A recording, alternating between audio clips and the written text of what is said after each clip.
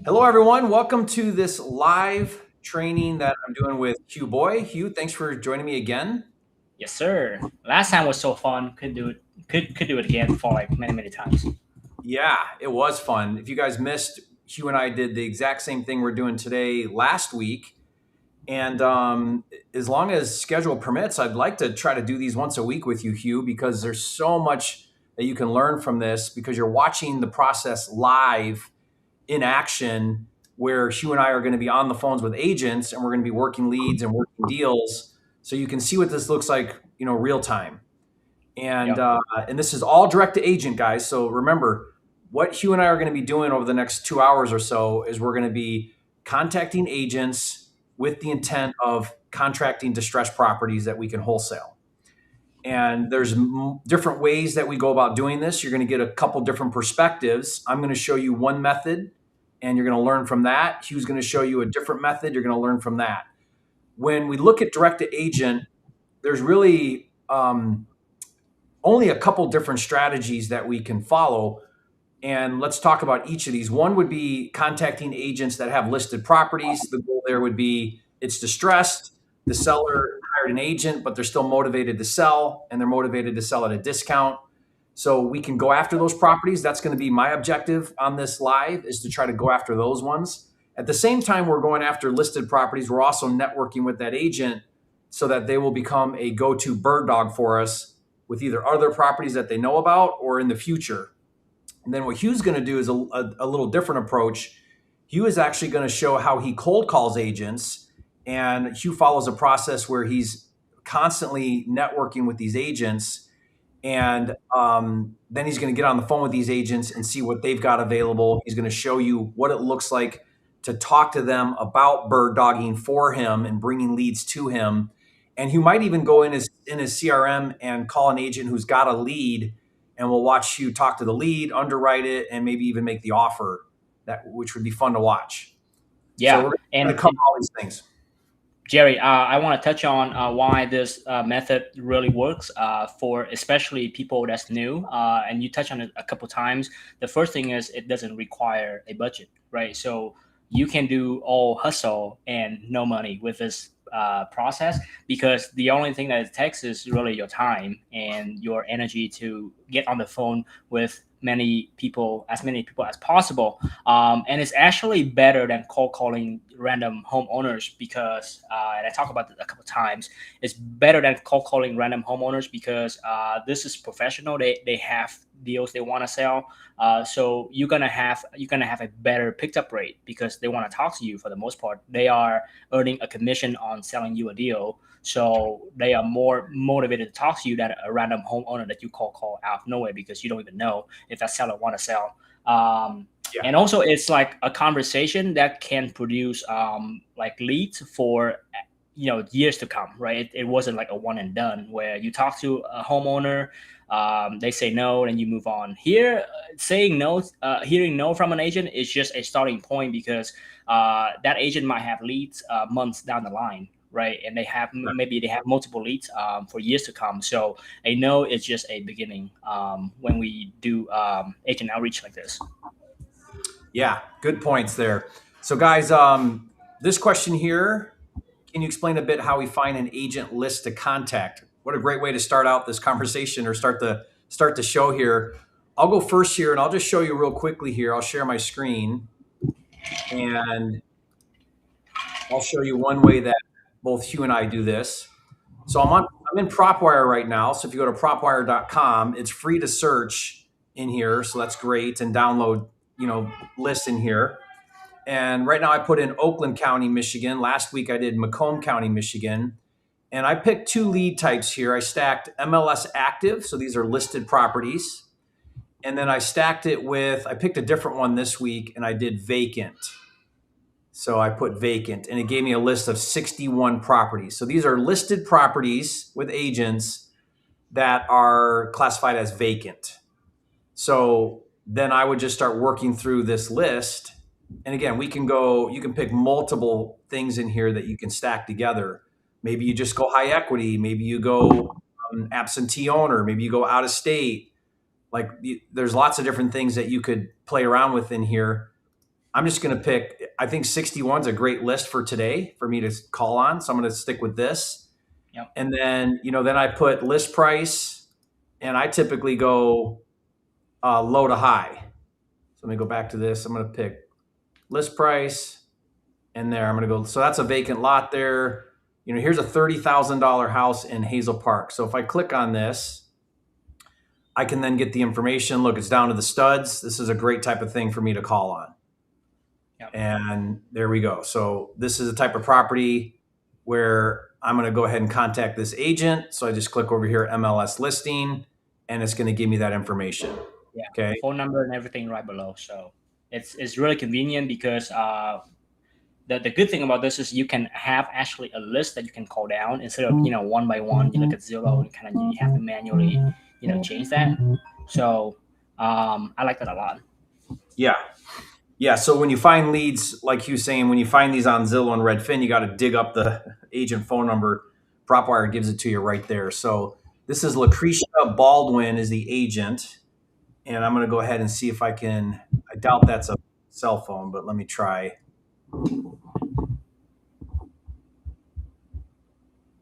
And Hugh and I have to be careful about what we show on our screen because YouTube will take the video down. Quickstart Property Management and the BK Agency. For work orders, press 1. If you are looking to buy or sell a house, press 2. If you are looking to... That sounds like an office number, Jerry. That is the office number, but there's the mobile listed is 888 number. So I doubt that's her mobile.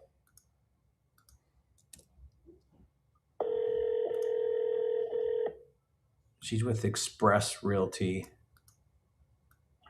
Lucretia Baldwin is not available to take your call. That's good. Please leave a message after the tone. Press the pound key to end recording. Hi, Lucretia. This is Jerry Norton, interested in your listing in Hazel Park on Harry Avenue. Give me a call. I'd like to talk to you about a cash offer. 248-467-7794.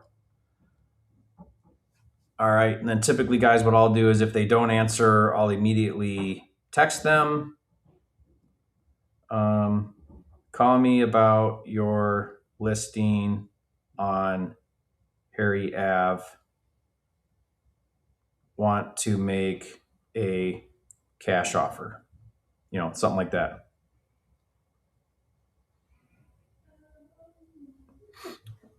Okay. So that's that one. Yep. Next in line here I've got is a property in Oak Park. Let's take a look at this one. Okay, so remember, all I put was vacant, so I don't know if that means distress. So like this one looks vacant, but like renovated. So you got to think about that as well. Not all of these are going to be leads unless I change some of my filters. Yeah. Right. Yeah, and you guys should expect a lot of calls go to voicemail because even though they're supposed to pick up calls, agent they don't always do that. So drive me crazy, but there's time where I have to call an agent 5 times in a row for them to answer the call about a deal that they're trying to sell me. So that is just the reality of this. Yeah, that's just how it goes, right? I'm just looking through here, guys, on my list. And what I'm doing is I'm just looking for something that looks like it's got some distress going on. Okay, so I'm getting kind of up there in price point. So I think what I'm going to do is go ahead and add another filter. And so, Jerry, walk me through your process with the price point. Do you prefer higher price point, lower price point? What are you looking for there as you're going through this? Yeah, well, once I start getting up into the 400,000s, which I just did, then just by looking at the picture, I can tell it's retail. Yeah. So I'm going fast because I'm trying to be conscious of time. So if it was slower right now, meaning I'm not on a live and you guys are sitting there watching, I would probably take my time a little bit more and go through these and see what's going on. I'd look at maybe days on market and some things like that, because sometimes I've gotten deals where it's overpriced, but it's got really long days on market. And I did one here, Hugh. I did a YouTube video about it when I did this one, but this was really fascinating. I called on the property. My offer was half of the list price. And the Yeah. agent said, let me call the seller right now and give them a verbal. She called me right back and she says, they took your offer. They didn't even counter it. And I said, I'm just curious, you've had this thing listed forever. Why didn't you drop the price? And she's like, it just never came up with the seller. Yeah.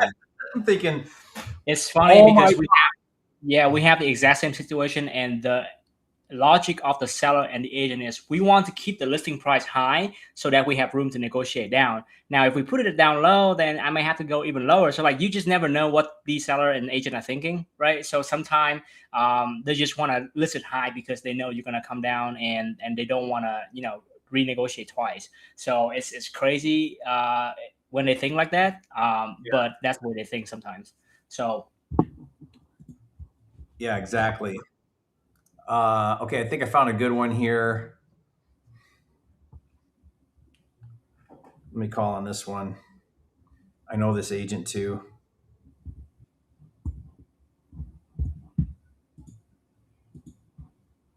yeah, if you connected with this agent, text me that address. Okay.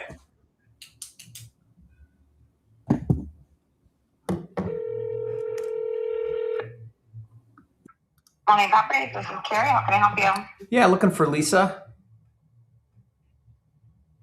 I'm sorry, what's that? I'm looking for Lisa Benfield. She's not in the office right now. This is her assistant. How can I help you? I'm calling about one of her listings. I'm an investor. I've What worked listing?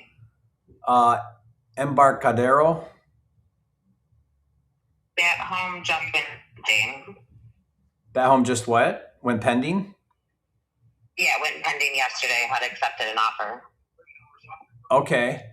How do I see the rest of Lisa's listings? Do you have You a can go to list? our website. It's lisabenfield.com. Okay. And when can I talk to her? Is it regarding a specific listing? Because I could probably answer your questions. Just trying to assist. I've just bought a lot of properties from her over the past 20 years, but it's been a while since I've talked to her, and I just want to reconnect and see what we can do to work together on some of her deals. Okay. We do have one at 57 Christie. It's in Waterford. It's another bank foreclosure. It does need some work, but it's on almost an acre. The VA is currently asking $205 for that property. We have received some offers that they have rejected. Not the exact same area of Waterford as in Embarcadero, but it's another good one. But what is your name? I can definitely take your info and send it over to her. Jerry Norton. And is the phone number you called on, Jerry, the best Yep. phone number to reach you at? Yep. And I'm going to look at this. I'm going to look at this Christie Avenue, but yeah, have her call me so I can talk to her about it. It would be great. Okay. Perfect. Sounds good. All right. Thank you. Bye. Thank you. Bye-bye. Yes, I see the one she's talking about here. Yeah, I that one. called her last week too. Oh, you called last week as well? The same agent on a different one. Yeah. Look like this agent have a lot of fixer-upper. The one that she sends you look like it's pretty beef up as well. Well, so I know her from years ago when she did a lot of bank properties, and apparently she's still doing bank properties, because the one I tried calling her on last week was also a bank owned. This one's bank. The one I called her about is bank owned, and then that one that she just gave me off of her website is another bank owned property. So, well, she's busy because she can afford to hire an assistant, so she definitely is one of the top producers. Like if you're a broke agent, you're not gonna afford a part-time, even a full-time assistant. No, she's a player. She's been around. I started doing deals with her 20 years ago, and here she is still doing it. So she's definitely, in the game. Yeah. Doing a lot. But what I need to do is reconnect with her, reestablish an inside connection. Because see, the way that I win big with some of these agents, and the way Hugh wins big with some of these agents, is I've got to create an insider trading type of relationship. I need the inside on stuff. So like that assistant just said that we've gotten offers, but they were rejected. guess what, Lisa? Where do I need to be to not get rejected? And then hope she'll give me that information. Now, is she violating some fiduciary duty? Maybe, but that's on her, not me. I can just ask the question, hey, where do I need to be? And Yeah, then, you're looking out for your best interest, and your best right, interest is asking that question. So asking that question, where do I need to be? Now, some that is agents are going to say, hey, just put your highest offer in. And other agents are going to say, well, if you put an offer in at 198, the bank might look at it. And that's kind of wink, wink. Now, I don't know if I can do 198, but I'm getting an inside scoop on things. Does that make sense? Yep, 100%.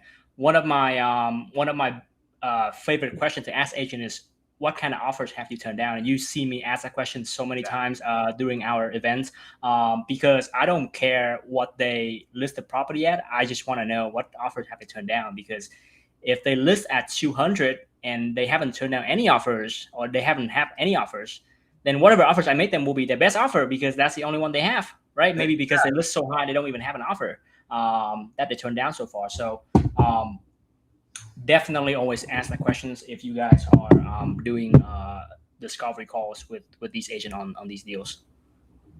Yeah, exactly. Yep, so true. Okay, so I'm going to call on another one here, and then if I don't have a great conversation, I'll have you take a turn, Hugh. Yep. I think Dane have a question on how do we go about speaking to agents if we're only looking to establish that relationship for future leads. What say you, Jerry? Let me pull that question up here real quick. Well, so then if you found their number on a listing and you're calling them, you don't have to say, hey, I'm calling you about 123 Main Street because I'm interested in making an offer. You could just call them and say, hey, I see you're an active agent in the area. I'm an investor looking for my next deal. Do you got anything that I can take a look at that's not listed or whatever? So you just tell them the reason you're calling them is a little different. So one of the reasons why I like to source from listed is because I can typically get them on the phone and willing to talk to me. So let's say that the listing is like way off where I need to be, and I'm feeling that out. Like I realize, hey, there's no way I'm going to get this. It's too clean. It's too priced too high. I don't want to come across like I don't want the agent to be turned off because I make a lowball offer. Now they don't call me next time. So what I'll do is Yep. I'll say, Hugh did this last week. I'll say, this probably isn't the right property for me, but now that I got you on the phone and we're talking, the next time you sit down on a listing appointment, or what Hugh will say is, my crew, I'm looking to keep my crew busy. Do you have anything not listed? And so then you do your pitch. Correct. Yep. It's Yeah. it's never about the current listings. It could be, but like most of the time it's not. So you can basically just say, hey, I got your phone number from your listing. That's how I found you. And people will just appreciate an honest answer like that, because it show them that you actually do the research and click on the listing to get the information. You didn't get the information from a giant like database somewhere random, right? You actually look at their listings. Wouldn't be a good fit for you, but you appreciate them actually having this listing for sale. So you want to see if they have something else that you can actually buy. So Yeah. Yep. So I'm going to call on one where it's priced retail, it's clean looking, but it says that it's trust owned, and it says it's absentee, free and clear, high equity, out of state, vacant, and it's listed on one of our bargain properties, which is why it would be. Doesn't seem like it's a bargain. So this has all those categories. So there's a very low chance that I'm going to get this one because it's priced retail. But I like that it's got all of those things and it's owned in a trust, because that might be an agent that gets other trust properties, or maybe they do probates and things like that.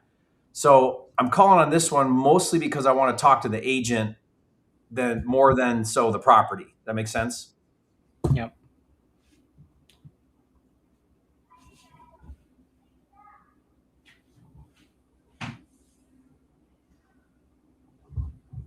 They've got two numbers listed for both the office and the mobile.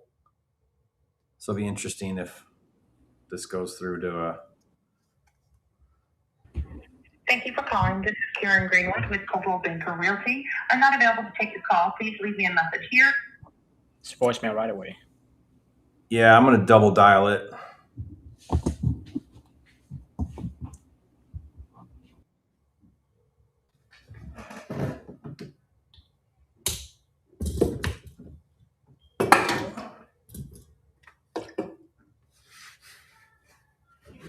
Thank you for calling. This is Karen Greenwood with. Okay, no answer.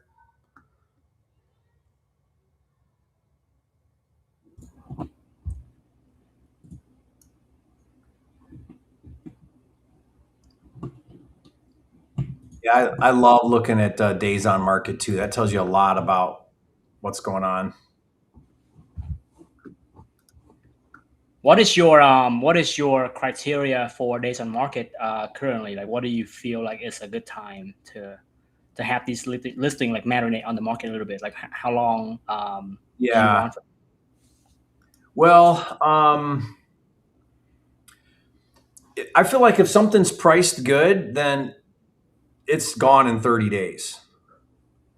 Even in today's slow market, if something's priced right, there's enough demand, at least in Metro Detroit, where stuff moves. If it's priced right, it moves. Nothing sits at affordable prices. At most of these markets that I like to look at.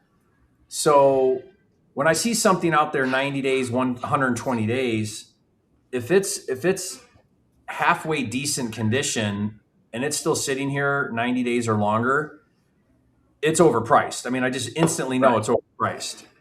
So I approach that conversation a little different. I'll say, hey, I don't think this is a good fit for me because it's definitely out of my price range. But I see that it's been listed for 200 days. Yeah. So what's going on here? What's going on? So it's just another conversation starter. That's all. Yeah. I really just treat it that way. I treat it like a conversation starter. Something that I started notice recently is sellers has been getting spoiled for the past few years, and they're getting extremely impatient with the current market. What I mean is, I have reached out to a few agents that the days on market has only been like 10 or 14 days, and they're willing to drop the price by 50K because there's just no movement. Like they get so impatient that there's no showing for the past 14 days. They're willing to drop the price. So I used to wait until 30 days to reach out to these listings, but now I lower my threshold to 14 because sometimes you're gonna get right in there where, like, if they wait a little longer, they'll probably get an offer, but they're just so impatient that they're willing to drop the price, even with just 10, 14 days on market. It happened to several of my deals recently that I saw. Yeah.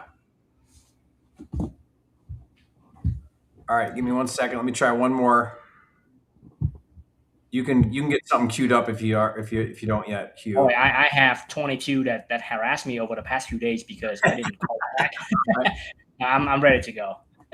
Okay, you go ahead now. I'm gonna get. I'll send the text on that one, and I'll get my next one lined up. But why don't you go ahead? Okay. So this is from the last live that we did together. So I sent out a text on July 17, and she replied, say, call me when you're ready. And then I didn't call her because our live ended. And then she followed with me 2 times now on July 19 and July 21. She just wanted to talk to me on the phone. But we never have that conversation. So let's see if I can call Caroline here real fast. Caroline Brannon. All right, let's go.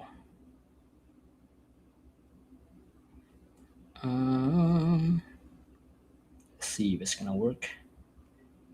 Caroline.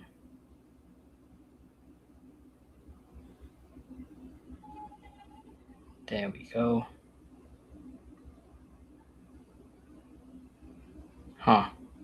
Something is wrong with my thing recently. Let me actually just try to call her from my cell phone then. It's gonna be, what is the phone number here? 864-918.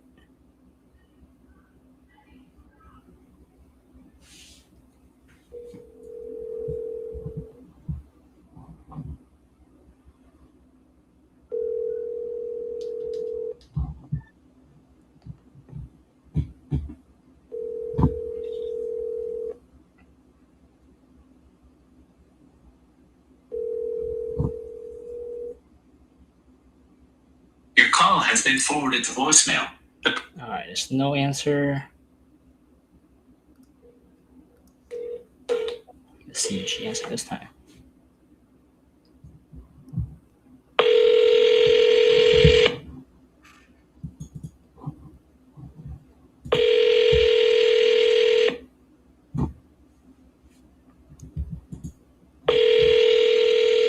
Your call has been forwarded to voicemail. Okay. The person you're trying to reach is not available. At the tone, please record your message. When you have finished recording, you may hang up. Hey, Caroline, this is Hugh. I just called you back. I've been out of town for the past few days, so just now came back. So let me know. Bye-bye. All right, so that one did not answer. Let's go to the next one here.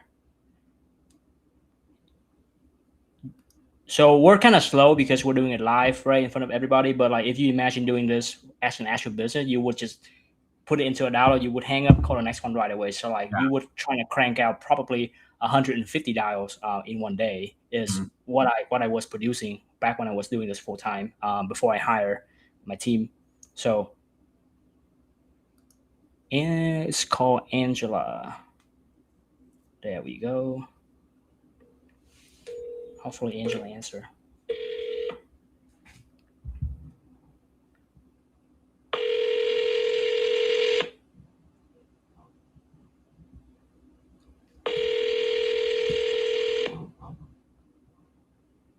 Man, we were having better luck on Friday than Thursday. That's crazy.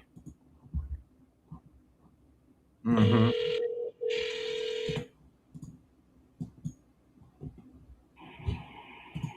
Hi, this is Angela. Leave me a message and I'll get back to you just as soon as I can. Hey, Angela, I was out of town. I just wanted to call you back. I'm still looking to buy a house in Greenville, so give me a call back. All right, let's I'm gonna call the next one, then I'll pass it back to you. Okay. Dimitri.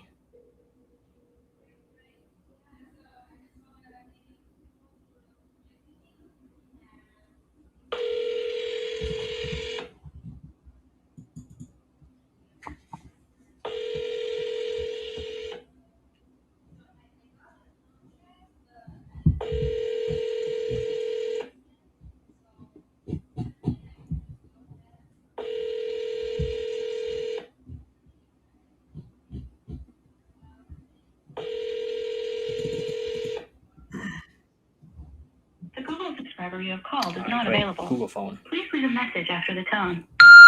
Hey, Dimitri, this is Hugh. I've missed your call. I was out of town last week, so please feel free to call me back and have a good day. I think, Jerry, part of the problem too is I sent these texts out, last week. So like they were really available at that time. So they text me back, and then now we wait a week, and then they might be doing something else at the moment. So Yeah, they were hot last week.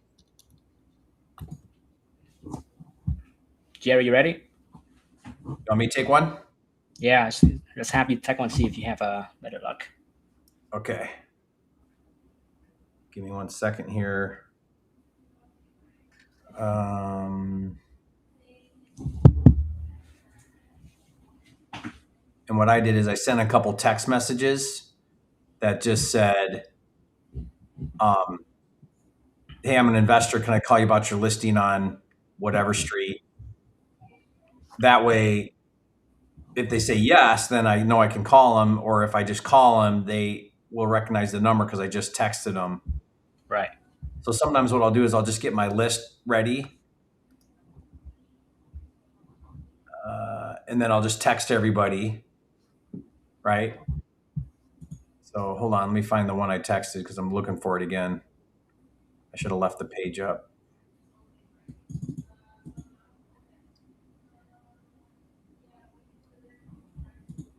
Where'd that one go?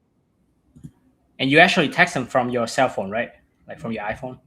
Yeah, I'm doing that now because we're just, on the live. I'm just working off of that. But like you said, when you're set up and you're really doing this and you're trying to scale, then you're going to use all the automation and drop your whole The, list. the phone is perfect because that's where everybody can start. Like you don't need a fancy CRM. All you need is just like what Jerry's doing right now. Get your iPhone, plug and play. Yep. Then you can upgrade later on when you have tractions and you have proof of concept.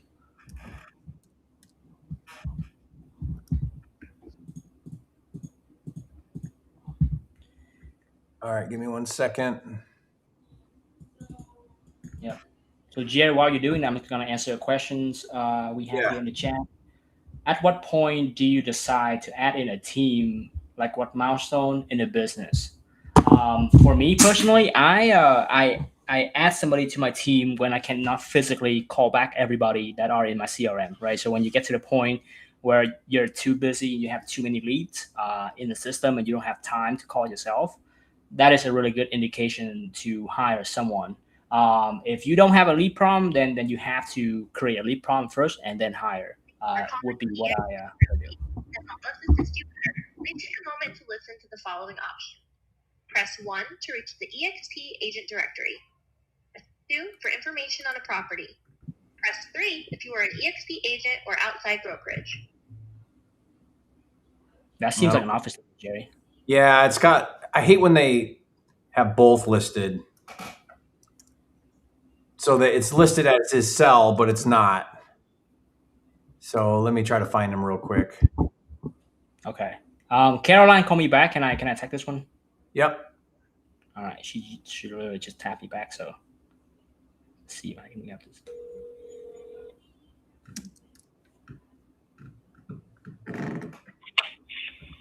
Hello? Hey, this is Caroline with Casey Group Real Estate. Are you kidding me? She literally just called me. Let's try to double tap.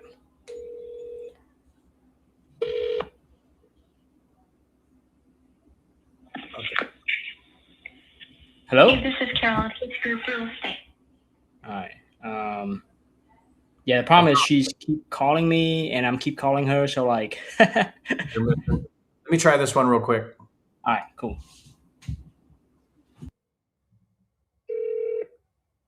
The person you are calling is protected by UMail. To connect your call, press 7-3. 7-3? Please say your name and we'll try to connect you. Jerry, cash buyer. Thank you. Please stay on the line. I hate these phone It's services. like they're trying so hard to not do business. You have to make it. I know. Extremely hard to people to get a hold of them. I can't even imagine being in sales and make it hard to get a hold of me.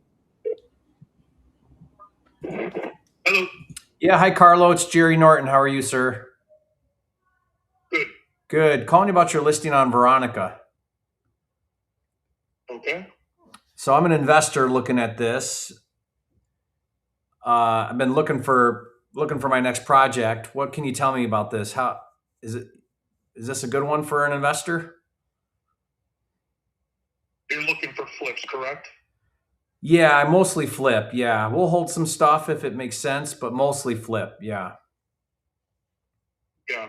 I don't think that there's much room, if anything, in that one because it's already been, basically it's got, good bones. It's already been freshened up, cleaned up.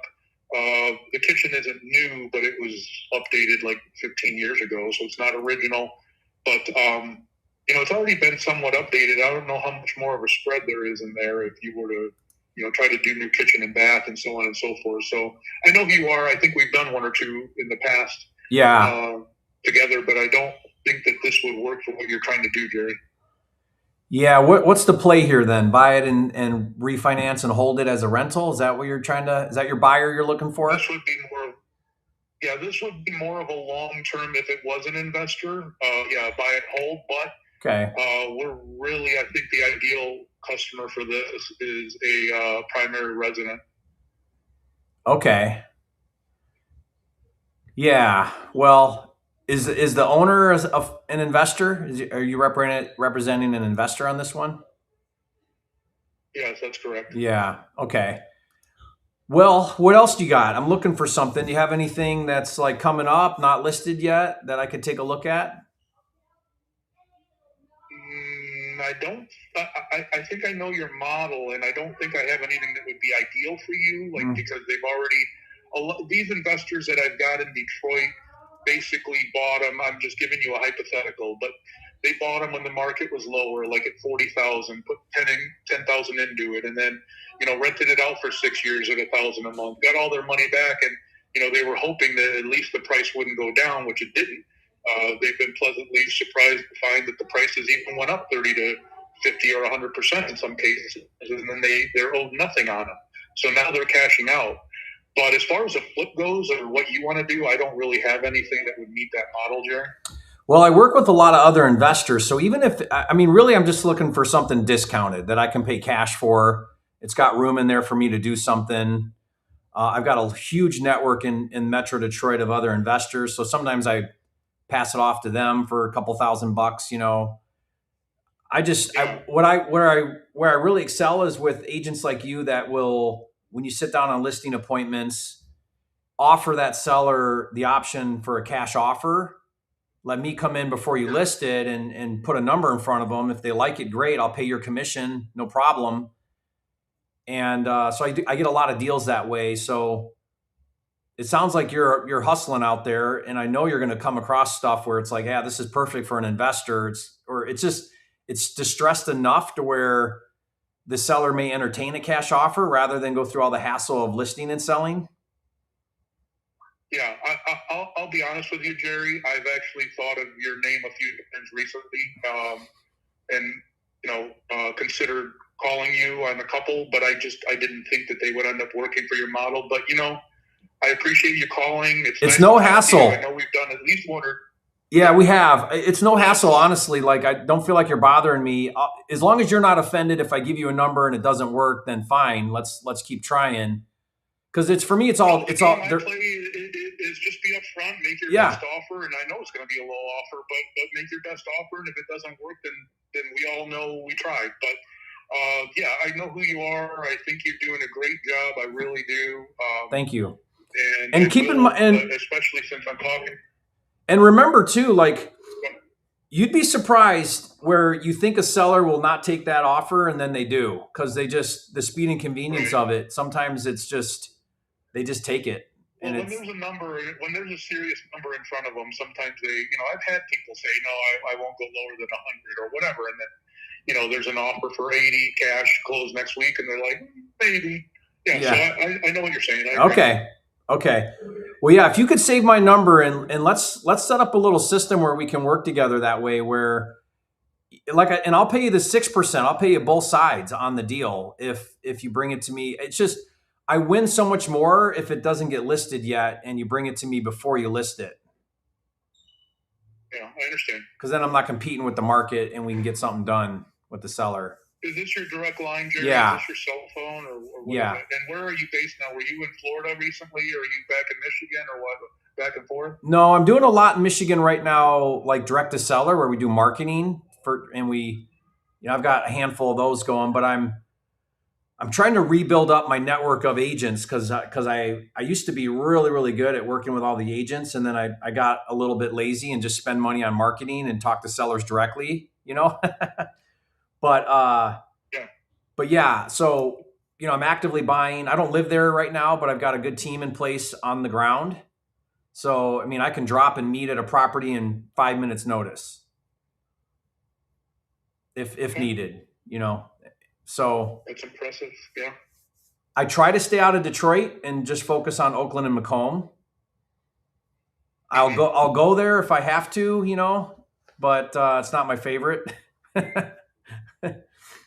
Now, if you had, and again, I don't want to put words in your mouth, but if you had a Detroit, like you're calling me on a Detroit one, but do you have certain pockets? Like, for example, I have guys that say, I want all brick and as close to 8 Mile as possible, because they're in Detroit, but if you're at like 7.5 Mile and, Hoover, that's fine, because it's close to 8. They won't go deep into the city. Do you have anything like that? Any pockets that you prefer over others? In Detroit or just in general? Yeah, in Detroit. Oh, in Detroit. I mean, I've done some nice ones in some of the nicer neighborhoods in Detroit. I did one on King Street recently. What's that neighborhood called over there? Do you remember? No, but I think you're talking east of 94, up Yeah, the big northeast of the downtown area. yeah, the big brickers that go for like 350 fixed up. Yeah, I did one of those recently, but honestly, I mean, I'll buy a $3,000 house and sell it for 10,000. You know, like that doesn't really matter. Although, you know, like if you're bringing me stuff and you're like, "Hey Jerry, I got a good one in Detroit," I'll look at it. I probably won't actively go there, but if I'm working a relationship with you and you've got one there and you think we might be able to do something, I'll look at it. Yeah, I mostly do Oakland, Macomb, but Okay. I have ended up recently with some investors that are trying to liquidate, and they've got a lot of Detroit. I'd look at it. Yeah, I'd look at it. I have thought of you recently. Yeah. Yeah. Okay, I will save your number, Jerry, and man, I appreciate your hustle. Yeah, thank you. Let's get some deals done. All right, we'll talk soon. I'm sure of it. All right. Thank you, Carl. I'll talk to you soon. Thank you, Jerry. Bye-bye.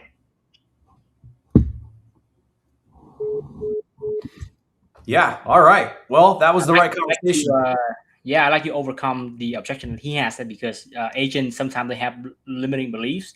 They don't understand that, you know, if you make the right offers at the right time, the seller might go for it. So I like that you overcome that objection by telling them, like, you don't know until you do.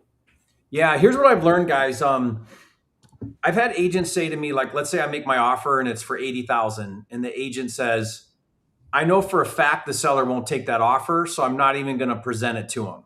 Like, agents will say that. Now, what's making them say that? What's making them say that is they told the seller that they could get 120, and the seller said, "That'd be awesome. I'd love 120." Or somebody made an offer in the past for 80 and they said no. So whatever the reason is, the agent thinks they know. And what they don't understand, what agents often don't understand, is motivation changes monthly, weekly, and even daily, and even hourly.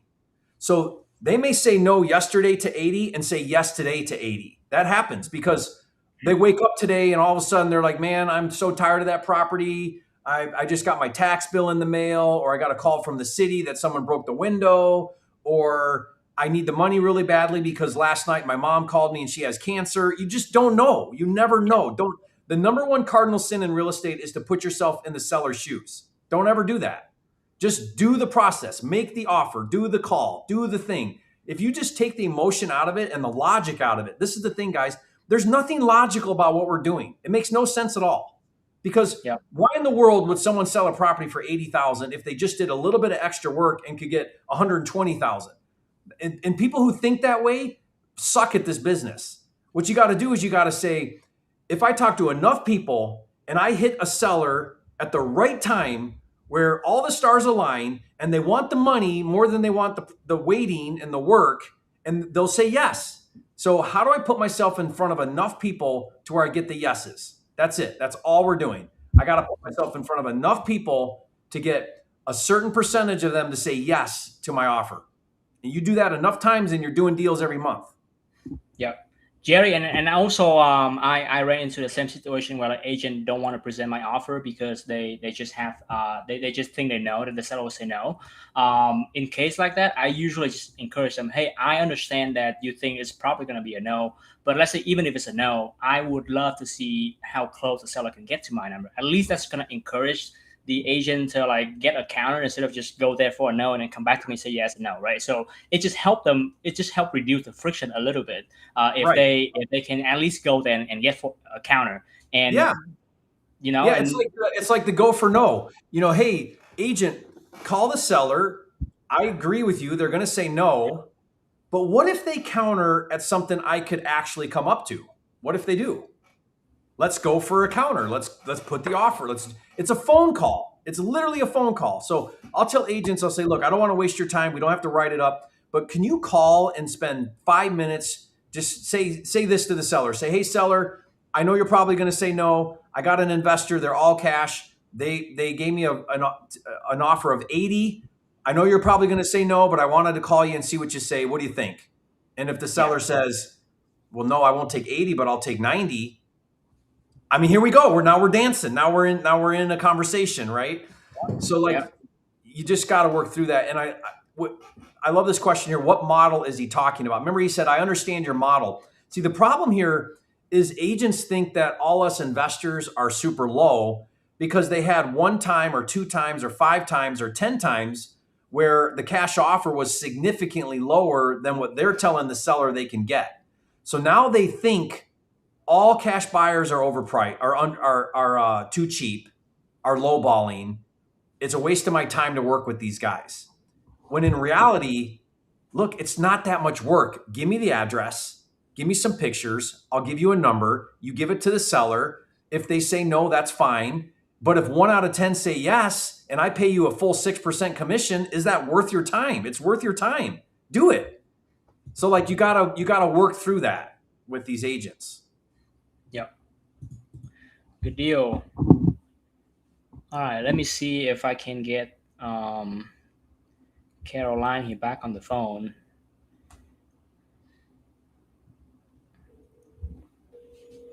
Hopefully it's ring this time.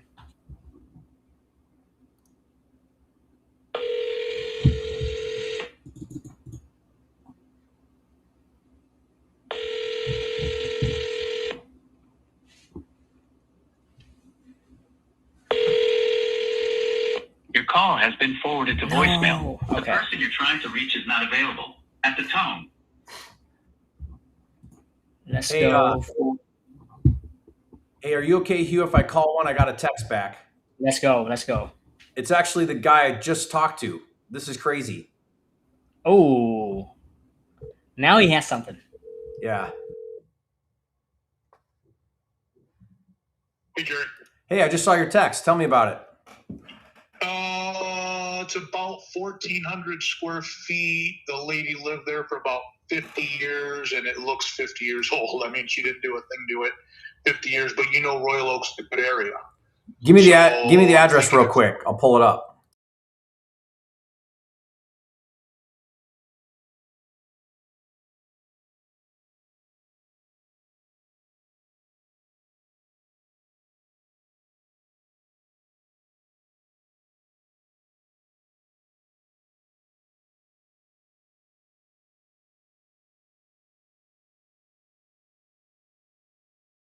Okay, and you said Royal Oak? Yep. I've done deals on that road. Hold on. Yeah. I love Royal Oak. A lot of people do. Yeah. I mean, that'll be an easy one for me to find a buyer for. Like once I list it, I was actually planning to list it and just jam a bunch of people through there the first weekend. But if you made go ahead. No, I was just gonna ask you. You think they'll take 150? They won't look at anything less than that. They've actually had a couple offers already at 135 that they've turned down. It's not even listed. They've just been cleaning out the house. It's extended family. They've been cleaning out the house, and as such, then 2 different people stopped by and said, "Hey, would you consider an offer?" And they've had 2 offers around 135, and they wouldn't even consider it. But they would consider 150 without listing it. I'll tell you that right now. Okay. And I mean, that's right in alignment. If the back end's 350, that's right where I need to be with a 95 rehab. Now, what am I spending? What am I spending 95 on? Because it's 1,200 feet, right? No, it says 1,200 on public records. It's more like 14. It's like 1,350 or 1,400. Is it a finished basement? Is that why? No, it does not have a basement, but it's 4 bedrooms, 2 baths. It must have an addition then. Well, no, it's a bungalow where they blew out the back. Mm-hmm. And so the roof it's not flat, but it's nearly flat. So, they bumped out the back. Mm-hmm. And so now there's 2 bedrooms and a bathroom upstairs instead of just one big bungalow bedroom. Mm-hmm. But literally, you'd put a new kitchen in, you'd put 2 new baths in, you'd put a garage, you'd tear down the garage that's there, Yeah. put a new one in, put a whole new driveway in. You're going to do siding, windows, roof. That's like every bit of 95. Yep. Right. I mean, I had a guy tell me the other day 105, 115, and I'm not going to say, and that's what I was just going to tell you. I'm not going to say that that's out of the realm. You could spend 120 if you want, I'm sure, but I think it would pretty much button that property up at about 95,000, make it a good, essentially like new construction. And there's one that sold 2 doors down for 620 about a year and a half ago that was new construction. Mm-hmm. Of course, this isn't, but that's what new construction's going for in Royal Oak is minimum 625, 650. Mm-hmm. So this essentially would be new construction without, obviously it doesn't have a basement, but without being competitive to the $600,000 and $700,000 houses. Somebody would walk in there and say, well, this is more, obviously more affordable at 350, but it's like a new house. And you feel good at that number without the basement, the 350? Okay. There's one, it might be 2 or 3 doors to the east, so I can't give you the exact address. I'm just going off the top of my head, but that sold 3 months ago, I think, for 350. Now that did have a basement, but it was 1,000 square feet. It was a small one. 3 bedrooms, 1 bath. Yeah, 3 bedrooms, 1 bath, 1,000 square feet. And that wasn't like new construction. It was updated, but it wasn't like new construction. And that sold for 350 3 months ago. And so it has to be the 2400 block, I think, of Barrett. Yeah. And you think tell me what you think the square footage is. It's a little more. I'm going to say for sure 1350, but maybe 1395, almost 1400. Okay. I'm going to go with 1400 just to kind of play with some numbers here. Well, calculated at 1350 even, but it's bigger than what the PRD says. Yeah. And part of that budget would be a second bath for sure. Right? Yep. Because you got to have the second bath. Okay, Well, the bathroom's there. So it is there. You would just be you would be redoing it. So there's 1 bathroom on the second floor, 1 bathroom on the main floor. I mean, I'm looking at the one at 2333 Barrett. Is that the one you're talking about that got 350? No, that one's 1420. It must still be the 23. It had like a little bit of cedar around the left and the right side of the door. I'm looking at that right now. Greenish. Yeah, that's the one then. Yep, it's on a basement and it has a 1-car, looks like garage. Yep. But good, but this could look better. Oh yeah, it's not even fully updated. Right. It's got 2005 cabinets and stuff. But it does have that basement, and let's see how quickly this moved. Well, I don't know what you calculate for a basement. I was using about 10%, so I was knocking off about 35 to 45,000 off the value for no basement. I could be off. Maybe you're better at an adjustment there than I am. I don't know, but that's kind of what I was using, and again, I could be wrong, but. Well, I mean, if that's true, and this got 350 with the basement and the garage, does that put yours at 315 or 320 or somewhere down there? Well, no, because that's 3 bedrooms, 1 bath, correct? It wasn't 1.5 even. Oh yeah, it's 3. No, it says 3.2, 1400 square feet. Okay, 3.2. So this one would be 4.2, and it 4.2, would be 30% larger. Well, this one says 1420 square feet. For the one that just sold? Yeah, but I don't know how, because they must be counting basement. They have to be counting basement, which you're not. They have to be. Which you're not. Which doesn't. That's 1,000 square foot bungalow all day long. They are. They have, and that's not accurate. Then it's not 1,400 square feet. I hate when they do that. Right. Are you looking at Zillow? Yeah. Yeah. I mean, sometimes I think homes.com is a little bit better for that, but. Mm-hmm. But Zillow often does that with basements. They include that square footage. If it's a finished basement, then they include it as the total. And I know they're wrong doing that, but they do it. I mean, here's one on Barrett that got 290 at 3/1/1200, and it needs work. Here's one on Dallas. You can't buy a 2-bedroom on a crawl over there for less than 200 right now. No. Here's a nice one, 3.2, 900 square 14. feet? Here's one up on Kalama, a couple streets up that got 361, 1,400 square feet, 3.2.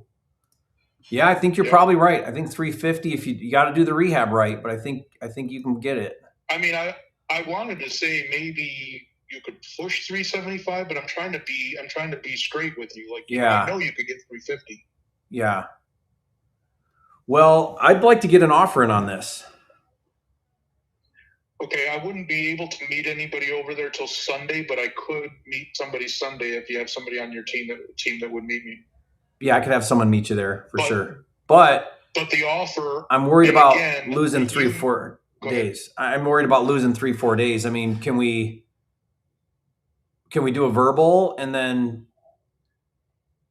I mean, can I'm licensed. Tell you exactly what the people are looking for. I mean, I'm licensed. Can I get in there on my own? No, it's not listed.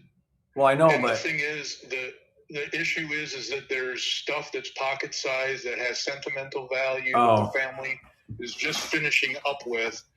So I cannot let anybody through there unless I'm there. Sunday would be the first opportunity for you, and I appreciate your aggressiveness. I really do. But nobody else is going to get in there before Sunday. Okay, I promise you that. So as long as I'm not going to lose out by, you're not going to get a call for you're not going to have your guy show up Sunday and I say we sold it yesterday. You're not. Okay. Nobody's going to see it before you. Okay. And if you don't want it, great, that's fine. But I thought of that when we hung up. I'm like, damn it, I should have mentioned that. But I don't have it listed. That's why it wasn't at the forefront of my brain. That's why I need to call you more often and check in. No, that's all right. I was just telling my daughter who wants to get licensed here soon who you were. I said, he's a real estate influencer. He does courses. I mean, I know he is. Okay. Yeah. She just subscribed to your YouTube. Oh. So yeah, let's tell her thank you. Get somebody to meet me Sunday. Yeah. Okay. Yeah. What time? Sunday. Have them prepared to inspect or do whatever they got to do so that your offer is firm. Right. They want a quick closing with like no contingencies, and you got it. And I'm just being straightforward with you here. If it's 150 as is, closing in like a week with no inspection, you're gonna get it. Okay. You're gonna get it. We won't list it. Okay. But otherwise, they want me to list it because they think we can get more than 150. But obviously, then I have to get 160. How do we do? If we do 150? How do we do commissions? That's a good question. I would probably just have you send me a referral fee or something. Because I want you to get paid, so you like working with me. I just need to know if I have to build it in. I don't remember working with you before, but that's actually a good thing. I mean, I know we've done like 2 deals together, and I don't remember it being bad. So I remember the bad ones. I do. So because if I cover you on 3%, that'd be 4,500, but that would mean I need to be at 145. That way I land it. Yeah. Yeah. You know what I mean? But because if we do this off market and you don't list it, is the seller still going to pay you a commission, or it's all got to be talked about? No, like I say, it's extended family, so I was trying to avoid that for them. But if you so send me 3% after the fact, and your numbers work, then we're good. Okay. We're good. And I don't know if you would let me list it on the back end for you, and I would give you a discount. But that's what I do with a lot of investors that flip with me. I mean, I'm like on the back end. I mean, we do it ourselves, and I pay my guy 1%. But if that's okay with you, I'd work with you on that, Jerry. Okay. I mean, it's more about exposure than making money because you got another listing out there, Correct, and I do a lot. I've done a lot on Royal Oak, so yeah, it's good for the resume, good for the phone calls. You'll pick up buyers and stuff. That's why I usually can find agents that'll do that, like the 1% listing. And I don't price stuff to sit, so it'll be priced to sell. Exactly. Yep. All right. Well, let's have that conversation too. Who are you going to have call me? Do you know? I'll send a text with it's actually my brother, Kevin. And I'll send a group text to set the time and everything, unless you know what time you want to. Maybe like 11 a.m. Sunday. Okay. I'll double check with him, but either way, I'll send a group text so that you two communicate and meet there and and then I'll do exactly what you said. I'll make sure we're all our ducks are in a row, and we just need to confirm that 95 number seems right. And I'll spend a little more time on the back end value, make sure I feel good about that. That way we can put the offer in right away. Perfect. Okay. But don't have this conversation with anybody else between now and Sunday. I promise you I won't, Jerry. All right. Awesome, Carlo. Thank you. Thank you. Thanks for thinking on me on this bye-bye. one. Appreciate you. Bye. Yep. Bye-bye. There we go. What just happened? Oh my gosh. Man, this is going to feel scripted now, Jerry. Do you see that? Like, you just call a random agent. You got a deal, man. Was it supposed to be this easy? If his numbers are right, so 350 ARV, at 70% is 245 minus 95 puts you at 150. Yeah. You're at 6 to 8% right. ARV minus repair. Yeah. That's right there. So you guys see that? So then a flipper, I could probably move that on a Royal Oak property at 80% or somewhere close to that. So it's a hot area within Detroit Metro. Yeah, people love flipping there. So let's say I do that. Let's say it's 350 times 0.7 all in is 245. Well, 350 times 0.8, right? Yeah, so I could probably wholesale this thing for 20, 30 grand. Yeah. I mean, if the repair is 95 and you sell it at 80% and you're selling at 185 and the guy won 150, so you buffer a $35K wholesale fee, which is pretty healthy. You know what, Hugh? If I get this at 150, I bet you I could list this thing for like 220 or 210 or 215 and just take down. Yeah. Because everyone wants in that neighborhood really badly over there. Yeah. It's like a hot neighborhood. Like you said, on the street, there's new construction at 600,000. So, if you can get in there at 350. Yeah. That's why I don't really like the flat, like 70% ARV minus repairs for your dispo price, because it's 100% depending on the area. Just like here in Atlanta, there's area where people would pay 84%, ARV minus repair. I wouldn't do that, but like there's people that do. And it's really have to do with, how popular your area is, how quickly does the deal sells once you list it, right? The hotter the area, the higher you will be able to sell your deals. Now, where are you at right now? Because I know you track your end buyer formula. And last time I talked to you, it was like 79% or something. It's 65% all the way to 82%, and that's a big range because Atlanta is a big metro. It's really depending on which pocket you're talking about. What I like to track, Jerry, is I like to track month of inventory. So let me do that real fast for everybody to see. It's not too difficult to do. If you can allow me to share my screen real fast. And kind of touch on that. Am I sharing? There we go. All right, so let's go to Redfin right now. And what I do on every single deal is I'm just entering a zip code in here. For example, I'm going to show this zip code right here in Duluth. I know that this is a really hot area, but if you look at right now, I'm looking at active and coming soon, right? I have 194 homes. So I'm going to take that number in my calculator, so 194 active, and I'm going to click on pending, and I'm going to remove the active. So after I do that, it's showing 35 homes that are pending, right? So what I'll do is I'll get the 194 divided by the 35. So I'm going to get the active divided by the pending, and that's going to give me 5.5 months of inventory. Actually, sounds right. So let's do it again. 194 divided by 35. So it's giving me 5.5 months of inventory. So what I mean is this is not a good seller market. What I'm looking for usually is if we have less than 3 months of inventory, meaning if the active divided by pending is less than 3, then I know that it's a really hot market right now. People are selling the home really fast, and I can price my deals more aggressively. Now, between 4 and 6 is what I call a neutral market, where I have to price my home in the median range, maybe about 75%, 77%. But when it gets like more than 6 months of inventory, I have to drop it like all the way down to 68% sometime to move my deals. So just a good rule of thumb to think about how to price your deal. Yeah, that's great. I love that. I love that. Using the data to determine how aggressive buyers are going to be in those specific markets, because not all markets are the same. Not all cities are the same. So that's great. Right. Yeah. Jerry, one thing from the call that I picked up is that when you talk about commission, he got real weird.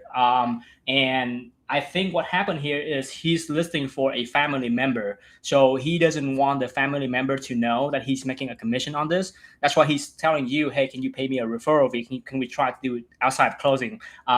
AKA, I don't want my family to know I'm taking the money on this deal, right? So that's something I picked up on. That's why like the agent want to make money, but they don't really want it to show on the statement. That's why they don't want to like appear that they make money on this. So what's your place going to be with this for the offer? Well, so what I wanted to say to him is when you say that they'll take 150, that 150 factoring in that they would pay you a 3% commission, because if they are, then really they're going to net 145. 45. Yep. So what's going on here? And do you are you looking to get, because some agents are like, man, if I got 4,500 and I don't have to list this and I get to work with you and we get a deal done, great. Maybe we talk about the back end listing or whatever. Other agents are like, no, I've got my 3% locked in with the seller.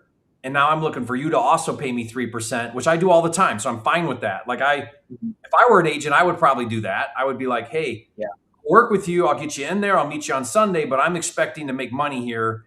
And I've already got 3% from the seller. I want 3% from you. I want to double dip this thing. Otherwise, what incentive do I have? I might as well list it and see if I can get more than 150. Yeah. But I already have 3%. So what's the benefit to me of working with you? So you guys, you got to use the psychology of money here. And so I asked, I'm just like, well, how do we handle commissions? And I try really hard to push for the agent making more money, even if they're like, I'd be fine if I just got 3% on this one. And they sort of say it like that. In my mind, I'm like, I want this guy to call me every single time. How do I get him excited about calling me? Not like, oh, yeah, I guess I can get a deal done if I call Jerry. It needs to be, when I call Jerry, I make money. When I call Jerry, I make twice as much money than I normally make. Yeah. And that's why I really want to make sure he gets paid. So what I would like to do is I'd like to say, hey, listen, I'm going to cover your 3%.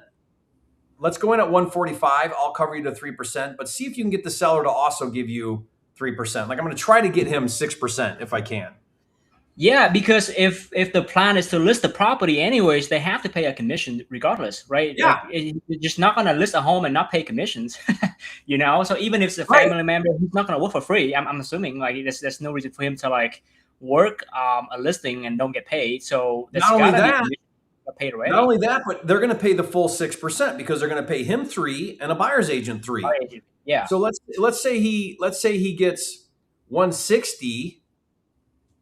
That's 10 grand. So 160 listed is the same as 150 not listed. Yeah, for sure.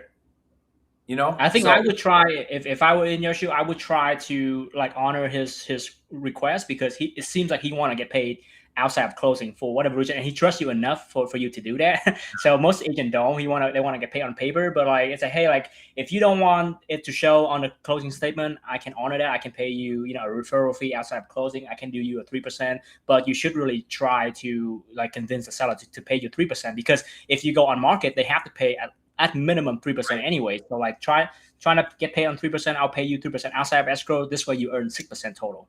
Right. Now, technically, a real estate agent shouldn't get paid outside of closing because it should go through their broker and their broker gets their cut. But that's on them, not us. Yeah. If something were to happen, they would get in trouble, not us. We're just paying, because I would call it consulting and 1099. But again, this is his idea, not your idea, right? He's the one who Yeah. So wow, this is amazing. This is why we do this, guys. Literally like half an hour ago, he would say, I don't think I have anything that works for you. Like this is kind of go to show you just have to constantly remind the agent, like be more open-minded. Yep. Totally. Man, that's such a good call. Okay, great. And also, like, I like the fact that he voluntarily tell you that the seller turned down 135. Like, he didn't have to tell you that, but he did. And now, when you came in at 145, technically you already know you're the best offer so far, right? Even if you come in at 140, like, you still technically is the best offer. So, like, knowing what offer they have in the past, Yeah. such a strong move, right? Because Yeah. if let's say instead of 135, what if they say, hey, the seller turned down 110? I'm not gonna go to 145 if the seller only turned down 110, right? What if the seller accept 120? I can play that game, more if I know what kind of offers they have turned down. So Yeah, exactly. Do you have one to call right now, Hugh? let's see if I can pull some from the CRM. Otherwise, I'm gonna look, or I can look for another. Yeah, let me call this agent real fast. All right. This is Brenda.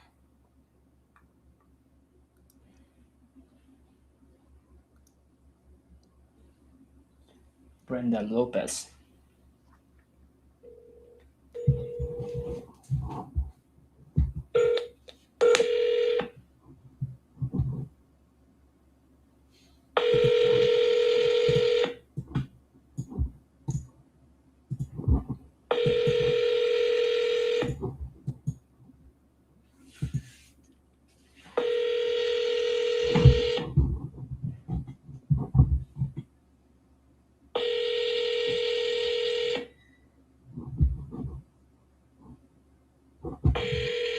Your call has been forwarded to an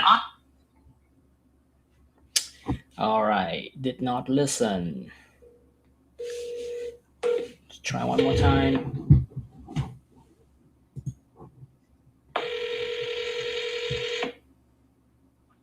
Hello, this is Brenda.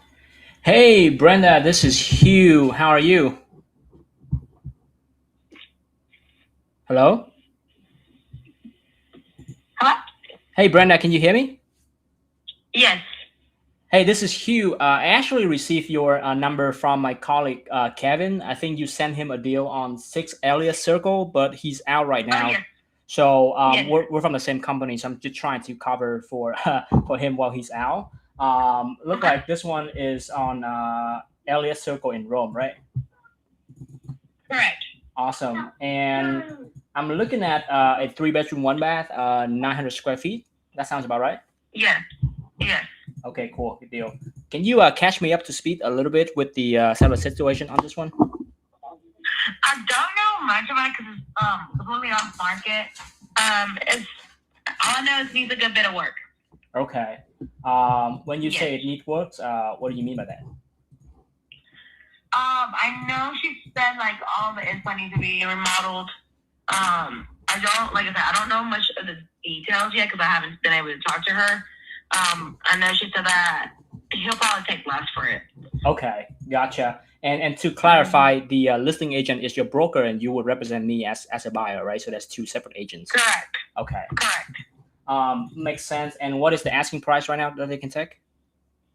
He wants 120. She thinks that's overpriced at that point. That's what she said, that she does believe that he'll take less. But Okay. he does want to try his luck for the 120. Yeah. I see. Yeah, I'm looking at Zillow right now, and I see that Zillow valued this at 155. And we all know Zillow is not 100% accurate, but sometimes most of the time it get pretty close to the range of the resale value. So I'm thinking, if we can resell this one a little higher than 155, but we have to do a full rehab to it. It's just like you said, 120. There's just not room for a flipper to make any kind of margin. So. That's kind of what I'm thinking on this one. So, do you have any photos from your broker at all on this? No, but I can stop by today and get some. Yeah, okay. I think the best thing you can do for me is get me some photos. This way I can learn more about the condition and give you an accurate number here. And I'm assuming on this one, the seller would pay both commission, right? The seller and the buyer commission? Correct. Okay. Correct. Awesome. Yeah, I don't have a buyer agent, so obviously you would represent me and be good with that. Let me see here. Anything else I need to know about this property here before I let you go? Not that I know, but I could definitely find out more details. Okay, if you can help me, really two things. Right now, I need the photos, and also if you can ask the broker, like really realistically, like what's the best price the seller can give me, because at 120 right now, it's really hard for me to take this number to my underwriting partners and convince them to even look at this because they're just too far off. So it's really not make them like prioritize this one. So if you can help me ask them like realistically, like what's the best number they can do, it would really help me speed this up. Okay, yeah. All right, awesome. Appreciate you, Brenda. Thank you so much. Thank you. Bye. All right. Jerry, on this one is a buyer agent. So usually I would try to dive like super deep into the motivations and whatnot, but like she wouldn't know anything. She didn't even look at the house just yet. So it's kind of limited on what we can do. I think the best thing we can do is just ask for the photos and have them see if they can get a lower price. On a 150K estimate, they're asking 120, so I already know like there's no way. We need to be lower. So Okay. How often does that happen with a buyer's agent? Pretty rare. I think only 20% of the deal come from buyer agents. But we just know like if it's buyer agent, I'm not going to spend 10 minutes on a call because they just don't have any information. Usually they don't even talk to the seller. So I'm trying to keep it like straight to the point with the buyer agent. Question about photos, question about price, and then we just shoot out an offer and see what happens. I would try harder if this is actually a listing agent.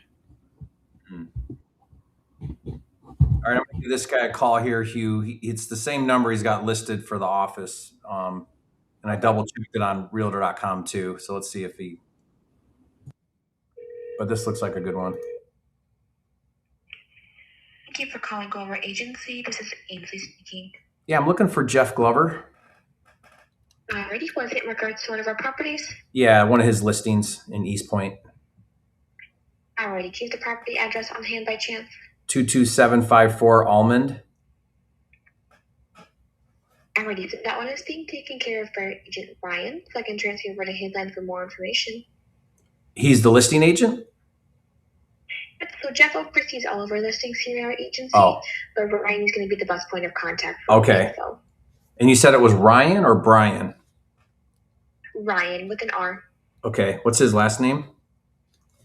McCauley, spelled McAulay. Ryan McCauley. Okay. Are you transferring me to his cell phone? Yep. Okay. Can you give me that number too? Because I'll text him if he doesn't answer. You got it. Give me 1 second to pull his number up. Alrighty, Ryan's number is 586-453-8187. Thank you. And then, are you an agent or a possible buyer for this property? I'm a buyer, investor. Okay. What was your first and last name? Jerry Norton. Alrighty. And then my last question before I transfer you over is, how did you hear about this property? I saw it Online listed. somewhere? It's listed. Okay.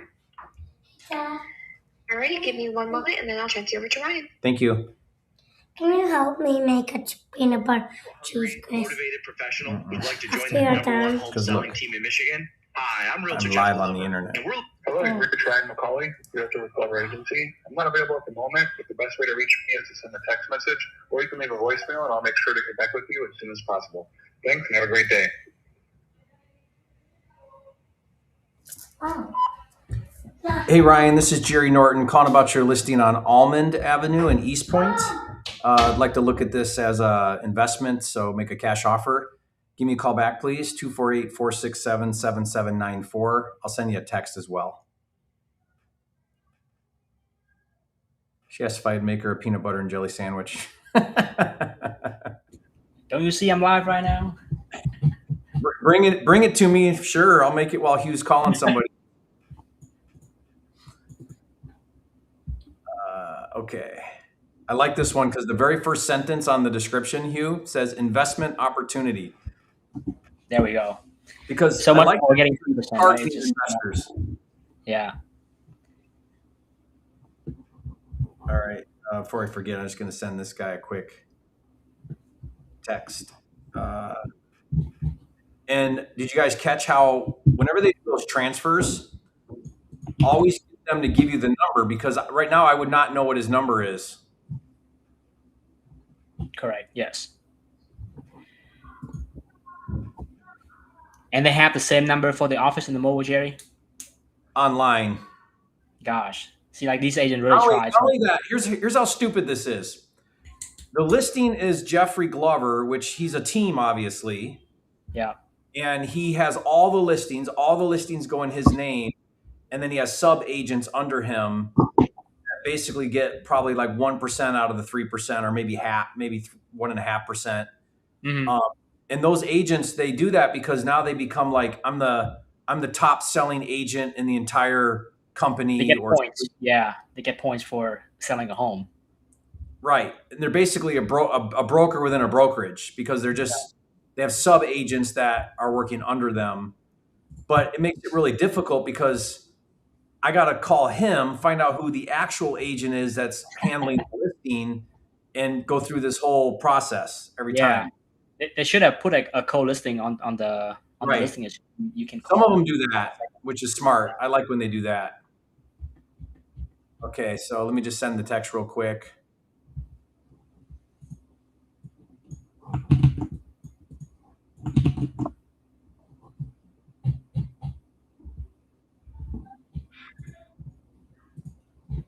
I have a foreclosure here. Give it a shot. So let's see. This will be Jackie.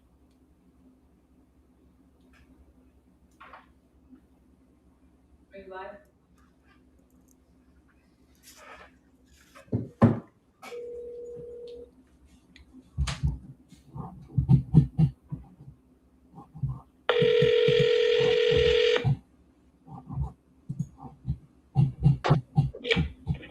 Hi, you've reached Jackie Dyer with Vacant Realty, Georgia. Let's try again.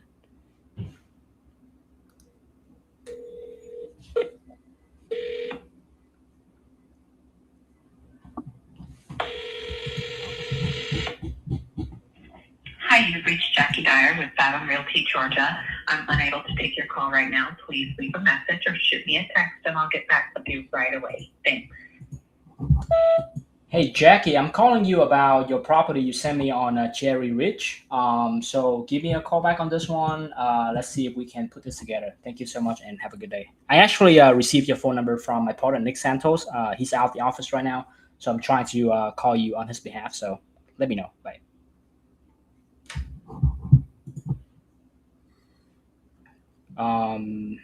You have something else you can go, Jerry? Let me text the agent. Yeah, let me look for something right now.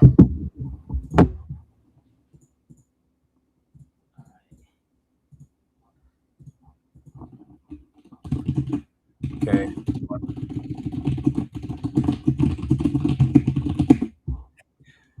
I've never met anybody that types as fast as you.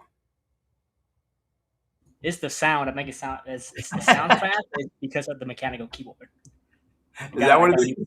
Yeah. It's like you probably go through like a keyboard like once a month. All right, here we go. I'm going to try this one. Calls may be monitored for quality purposes. Hello, Inside Realty. This is Chris. How can I help you? Hi, Chris. I'm trying to get a hold of Evduza Ramaj. Evduza's not available at the moment. I'm your assistant. How can I help you? I'm calling about one of his listings. I'm an investor. Is there a way I can get a hold of his cell phone? She is not available, but which property are you calling about? Shaner Road in Warren. Okay. Were you interested in the property or? Yeah, but I usually work directly with the listing agent, not with a buyer's agent.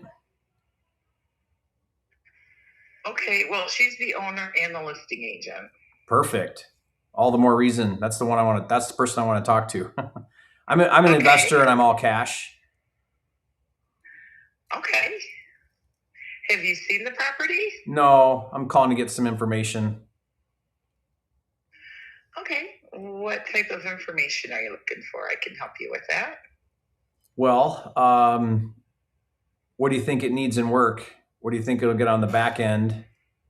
Is this something that would fit for me to go look at? I also see that they'll take seller financing, so I wanted to talk about that. Okay. Yeah. So, Are you taking turns on the phone to field buyer agent calls, or what's your role? I'm her assistant. Oh, okay. So working with you is working with her. Yeah. Got it. Okay. I just want to make sure I don't create the wrong expectation with a buyer's agent. Oh yeah, no.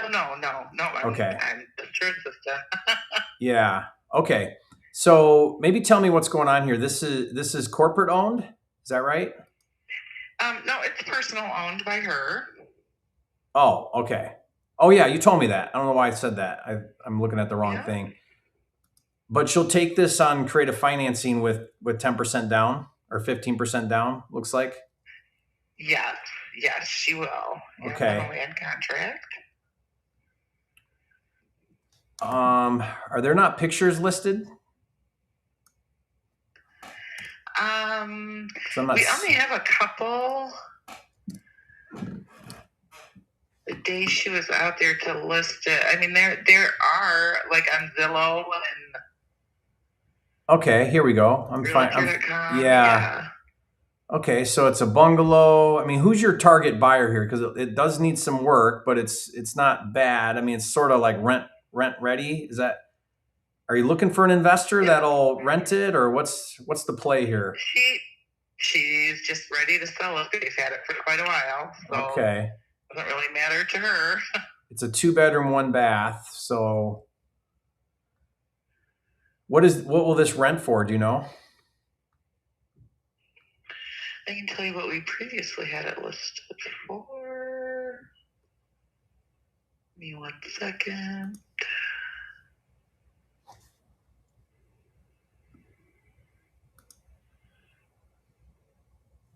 Let me ask you this. Why do you think it hasn't sold in 52 days on market? That, I couldn't tell you. I thought it was going to go for sure. Because you started out at 109, dropped it to 99, and now it's been sitting at 99 for about 6 weeks. Right. Yeah. Right. Okay. I mean, is it busy road right there?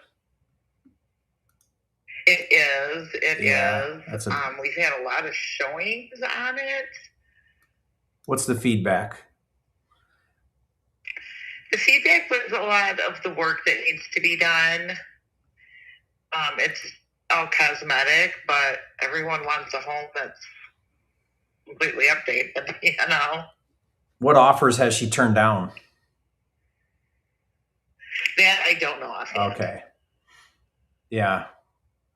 I mean, I'd like to make an offer on it, but I got to figure out here. I'm just looking here at like, what do I need to do to offset that it's on that busy road? Right. Can you hang one quick second? Let me grab this other call and put him on hold. I hate this. Yeah, she didn't know anything about it. I hate not talking to the source. Yeah, you keep running into high-end agents. Most of my agents don't even have an assistant, you know?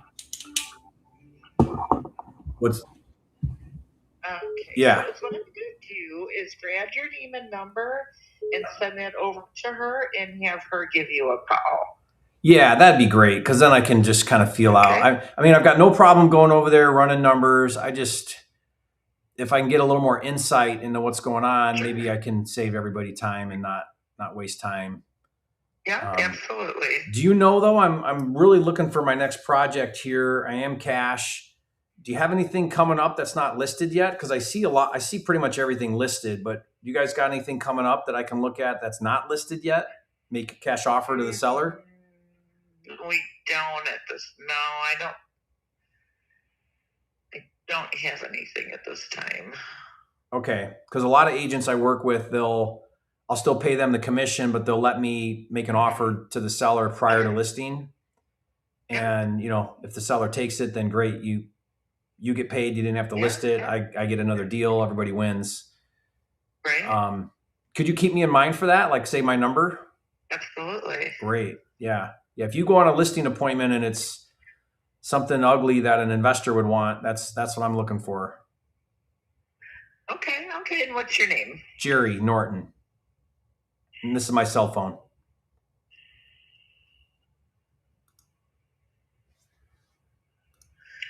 Okay, and I am going to send this over to her and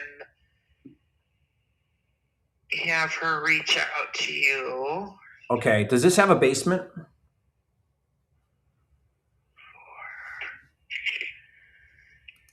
Do you know? Shaner does not. It's on a crawl. Crawl and no garage, or is that a garage back there? It is. It's an overnight shed. Yeah, it's not a garage. Yeah, so that's probably part of the problem is no garage, no basement, 2-bedroom, small. But anyway, yeah, if you could have her reach me, tell her if I don't answer, then because I'm on the phone a lot, to just shoot me a text and I'll call her back. Sure. Okay, perfect. Let's see if we can get something done. Right.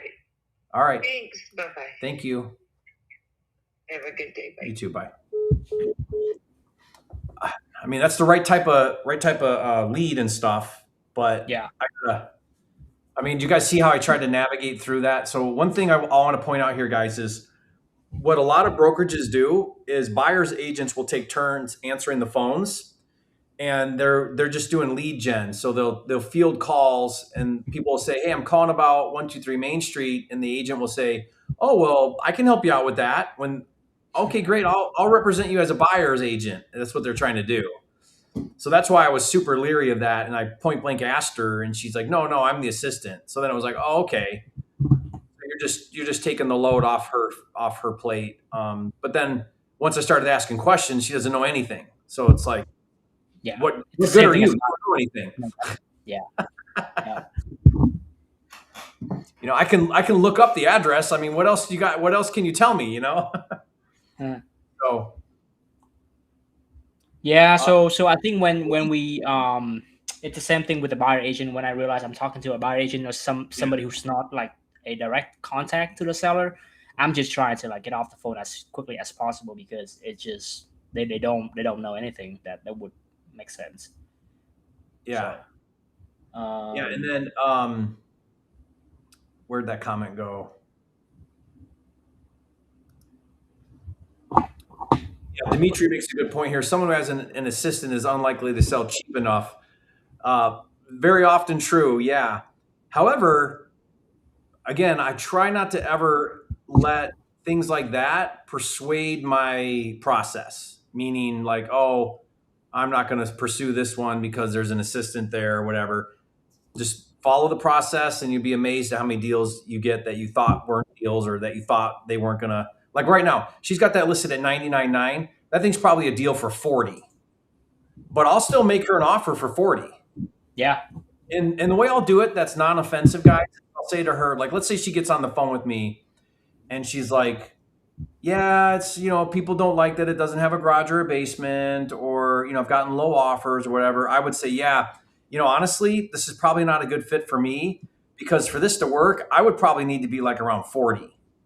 Now, I just made my offer without making my offer because I'm acknowledging that you're going to say no, but here's what I would do. Here's where I would be.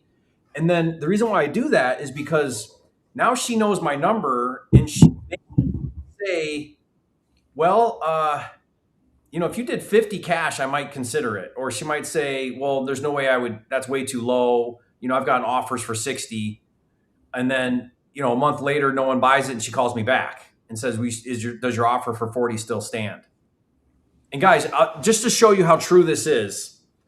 So I don't know if you guys have been following any of my recent videos, but I did a video about a difficult seller. And if you guys listen to that call, it's a clip from Calling Sellers with RJ Bates. And this was a tired landlord, and they were super rude to me on the phone. And I made my offer at 125, and he said, there's no way. And he's like, you guys are all the same. You're going to lock it up and this and that. And I said, well, what's your counter? And he wouldn't counter. Well, a week later, he texts me and he says, I'll take your 125. So here I had this like super rude. There's no way I'm selling it for 125. A week later, I sent him the contract. I'm waiting for him to sign it for 125. So like, you just don't know how things play out, guys. Just do the process and trust the system. Trust the process. Yep, 100%. All right, so let's see if I have luck with this agent here. Iman.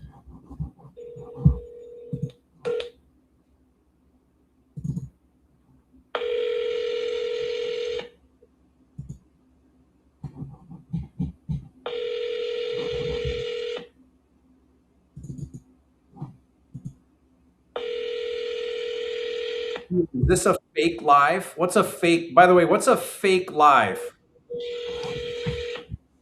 Yeah, 100% scripted for sure. Yeah, it's a fake live. Into voice. Hey, oh, go ahead. Oh, did you hang up? No, yeah, I hang up. He didn't pick up. July 23rd. It is 3:37 Eastern Standard Time. Here you go, Ricky. July 23rd, 2026, 3:37 Eastern Standard Time for our fake live. Me and Hieu making up phone calls. Yeah, we have nothing better to do, guys, than scripting. Yeah, this is true, Dimitri. I'm going to put this. I love people who are clearly distressed yet rude and hang up because there is no competition in a way. Like on that distressed seller call, I'm like, look, I don't know how else you want to sell houses. You don't like my number. You don't like my process. You have a counter. Hello? Yes. Iman? Yes. Hi. Okay. Yeah, this is Hieu. I actually got your number from my assistant, Michelle. She mentioned to me that you have a property you're trying to sell in Snellville on Malvern Drive. Yes. Awesome. Yeah, she just texted over to me, so I wanted to give you a call on that. So just trying to confirm, this looked like a 4-bedroom, 2-bath, like a split level around 1,700 square feet.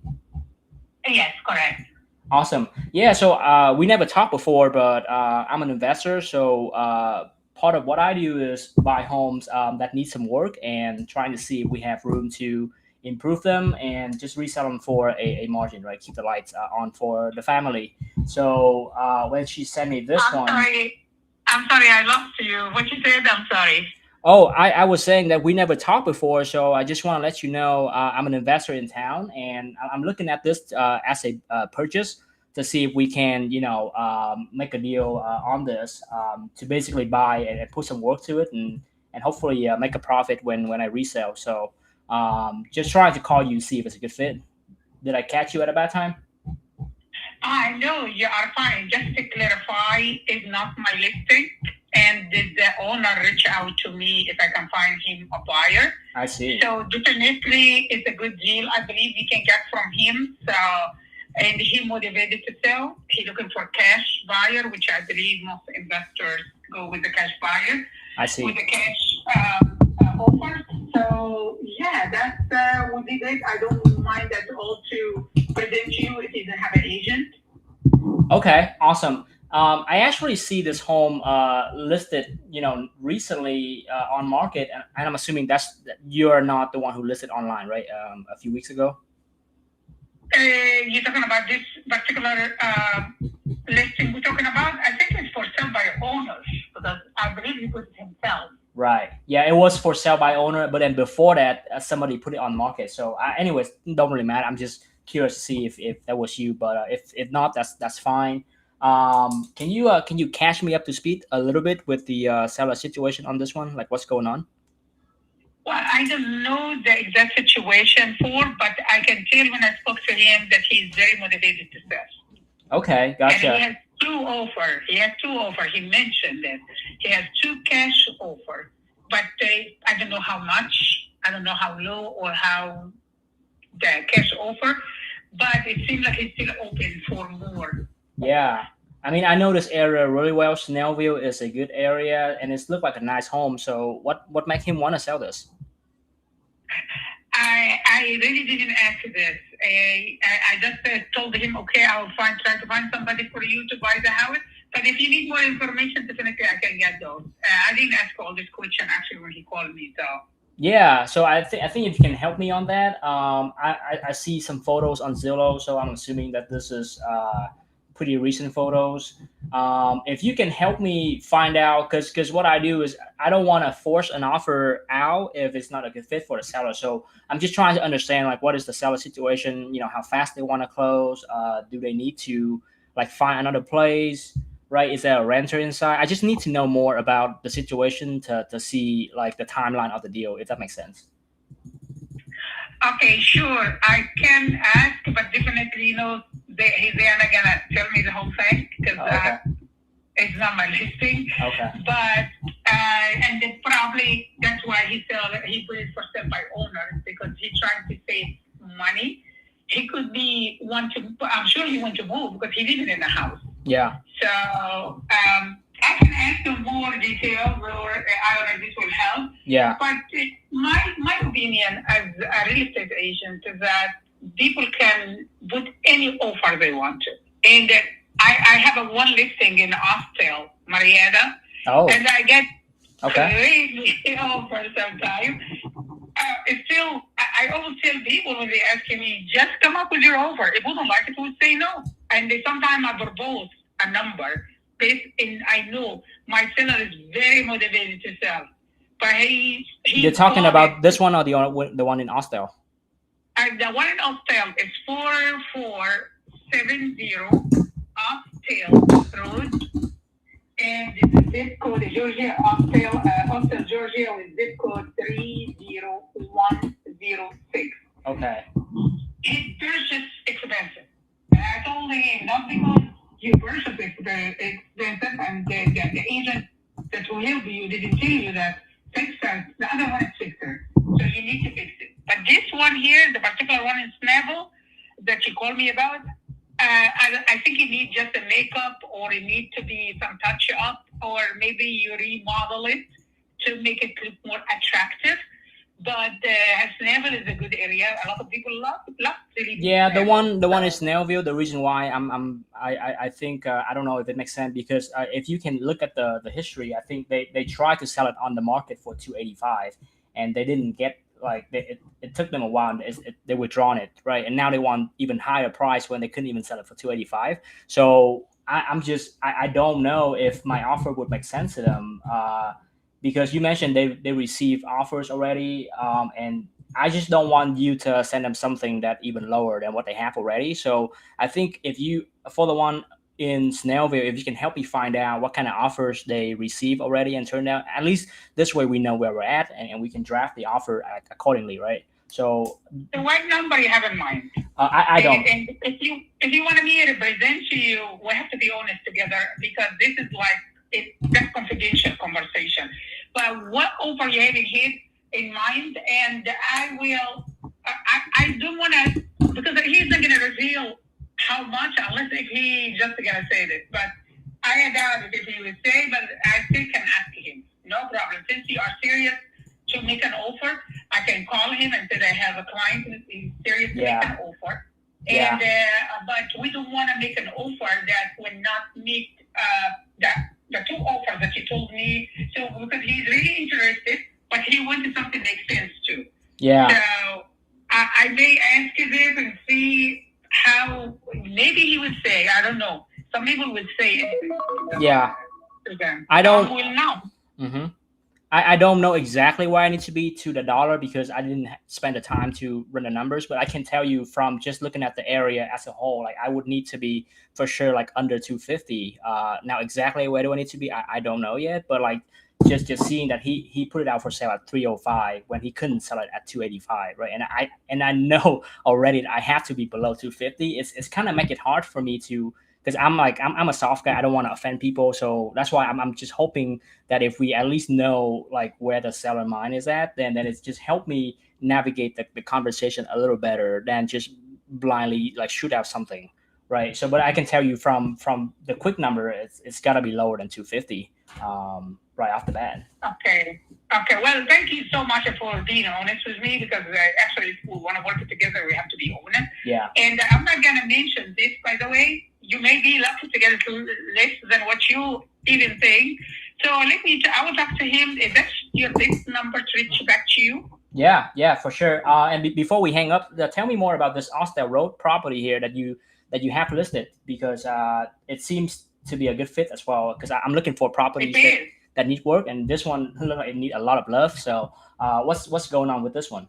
What's the story? Well, this one is really a good property. The street is really nice, and my client purchased it. He's not investor. He just purchased a couple houses to rent, but he's not like a big investor like you guys buying, living, and fixing and all this. He's not that. That is why when he purchased this one, he has a son. He's a doctor. So he was in the medical school at that time, but he just graduated last month. Okay. So he was planning to open it as a clinic for his son. Oh. But it needs work, which for people like him probably be hard to get the contractor to do all this work. What is the foundation? No foundation issues at all in this property. Mm-hmm. And the only thing, I walked the property myself. It's hardwood floor, but of course it's deteriorated. It needs new floor, hardwood floor. Right. It's not like the floor is, you know what I mean, the hardwood floor. Yeah. And they need the wall. Some of the wall is being removed or something.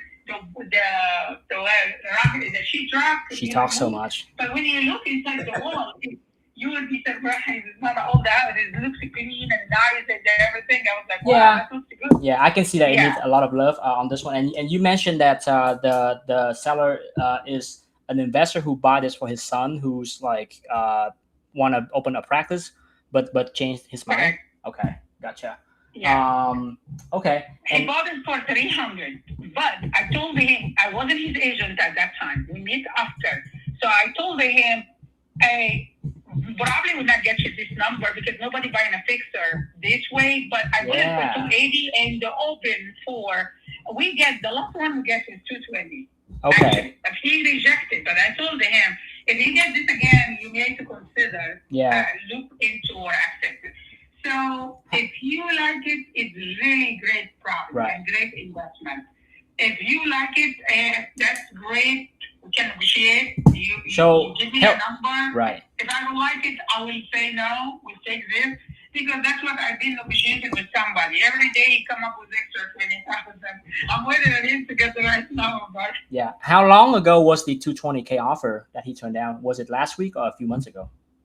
Like a month ago. Okay, so he might change his mind then. I think let me run numbers on this one and see where I land. Now, obviously, I don't have a buyer agent, so if we do something together, I would love for you to represent my side as well. This way, you can keep both sides of the commission if you're open to help me write an offer. Absolutely, I will. Absolutely. Okay. And I was going to be fair. You'll be my customer. He is my client, but that's fine. Told him enough about how the situation and needs fix. And to be honest with you, the agent wasn't honest who bought this for him because nobody buys fixer that price. And he needs work. He overpaid for it. Yeah. And also, does he have a mortgage on this one, or did he get so rich he buy it cash? No, it's paid off actually. No mortgage. No mortgage. Okay. Yeah. Okay. Then it makes sense. He just told me that we were talking last week, and he said, "I don't care if it sits for too long." I was like, "But why? You've been leaving money sitting there." So I was like, "No." He definitely flexible. He said, "Okay, I will see what's the next offer comes." Okay. Yeah. At least if he doesn't have a mortgage, and he can afford to take a loss on this one, because if he accepts 220, then look like he's gonna walk away with a loss here. But obviously he got scammed by the previous agent who sold him the house, so it's kind of unfortunate. But at least it make it possible for me to run some numbers and see where I can land. Because if you told me if he owe like 280, then there's nothing I can do for a situation like this. So it's good that he has some room to negotiate. So let me run some numbers on this one, and I will send you my contact information when I hang up, so you can save me and let's stay in touch. Yes, absolutely. Well, your name again? I'm sorry, I missed your name. Yeah, my name is Hugh Boy. I will send you my contact card right now with my email Hugh Boy? and Facebook. Yeah, add me on there too if you're on there. Sure. Thank you so much. right, thank you, And I will get back with you. I will give the owner a call for the Okay. level 1 if you're Yes. still interested, and then we will go from there. All right, sounds good. Thank you so much. Bye-bye. Thanks. Bye-bye. Bye. Man, this agent is like talking for sure. Great follow. Did you see how motivated she was to double dip? Right. Yeah. He's like, oh, no problem. I'll take it. Of course, I'll help you write the offer. That's what you want. That's the kind of agent you want. Highly motivated to double dip. Yeah. She sent me 2 properties. The first one is a for sale by owner. But I don't think it makes sense on that one because it's been on the market for an even lower price, and he didn't agree to sell it. I can definitely let me share my screen real fast to show you guys what I see here when I was on the phone. If that's okay with you, Jerry. Yep. See if it's going to show up. Does it show up? Ask for it again. Yeah. Let's see. Stop, share, boom. There you go. So this is what I'm looking at here. She mentioned it was a for sale by owner earlier at 305, and this is probably how the agent found the seller. Some agent just scout for FSBO and contact the seller directly. But it doesn't make sense for me because it looked like it has been listed at 288 for at least a month, and they couldn't sell it. Then he took it off the market and he's trying to sell it himself for a higher price. So it's kind of telling me that the seller head is not where they need to be just yet. Again, like we never want to make any assumptions, but that's why I asked her to go back to the seller, and I'm really trying to find out. She mentioned the seller has 2 offers already. I want to find out what that is to price myself accordingly. So so this one, that's the reason why I don't put too much thought into this. It's an FSBO, and the seller price is even higher than the one I listed before. So we'll see. And I'm trying, Jerry, I'm trying my best to find out the motivation on the call. Trying to ask her a few times, but in this case, she didn't know. On the other case, on the second property, she know a lot about it, the other property, and then she just basically go on about like how an investor bought this for his son, pay all cash for it, and couldn't sell. So if you ask the right question, and if the agent truly know the story, they most of the time they'll tell you, and you can kind of use it to see, okay, is it a motivated seller or not? So on the second call, she even go as far as telling me the seller rejected 220, but might be open to it now. Right. So we can definitely use that because if she think that the seller might accept 220, I have no reason to submit 230. I would try at 220 or lower. Right. Yeah. Yeah. I like how you asked, hey, what offers have they said no to? And she was like, well, what's your offer? And you're like, I don't know. Because you're trying to understand where they're saying no at. So that way, where the market's at, where you would need to be. And it's such a great way to sort of reverse engineer what's going on. Right.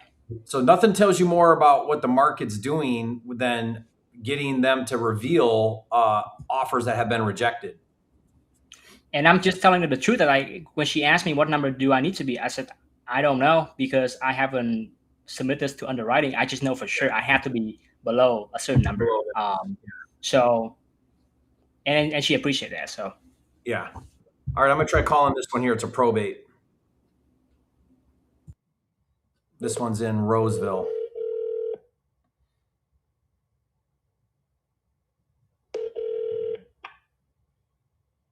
Shelby Real Estate, this is Megan. Yes, hi, I'm looking for Stephen Dobbs. Okay, do you mind if I give you his cell phone number? I'm not able to change him right now. Yeah, I thought that's what I called, but go ahead, give me that number. Okay, give me 1 second. Let's see, it's 810. Yep. 531. Yep. 2878. Thank you. No problem. Bye-bye. Okay, bye. All right, let's try that.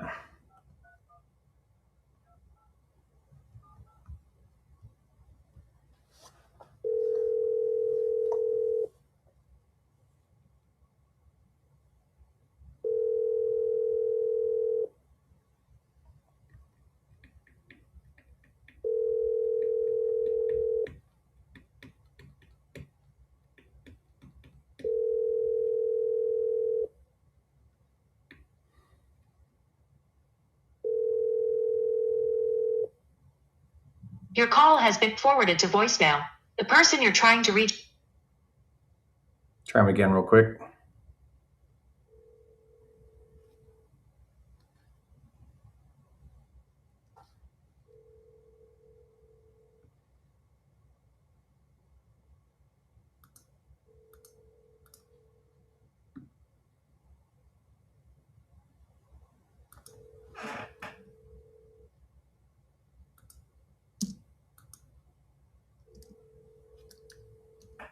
Your call has been forwarded to voicemail. The person you're trying to reach is not available. All right, I'll try him in a second. Let me try another one here. I'll text him in a second. Try to see if we can get one more here before we wrap up.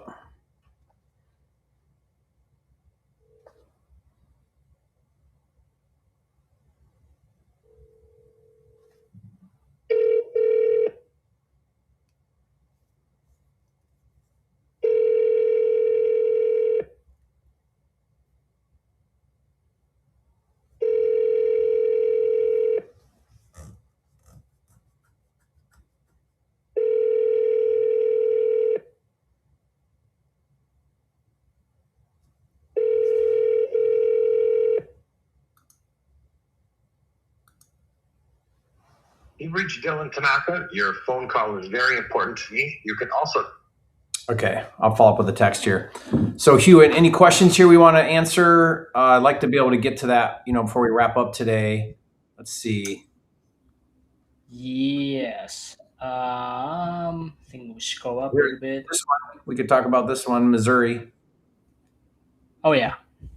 So Missouri, guys, if you don't know, August 28th, a new regulation goes into effect where you have to give a seller a 14-day notice, written notice, before you can contract with that seller. So in the law, I read through the law carefully, it mentions specifically assignments and it mentions specifically novations. It does not mention specifically double closings.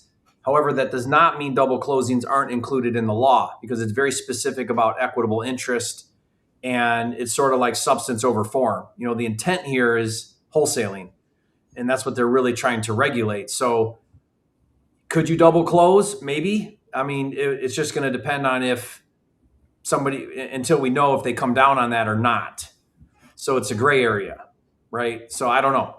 No one really knows until we see how it plays out.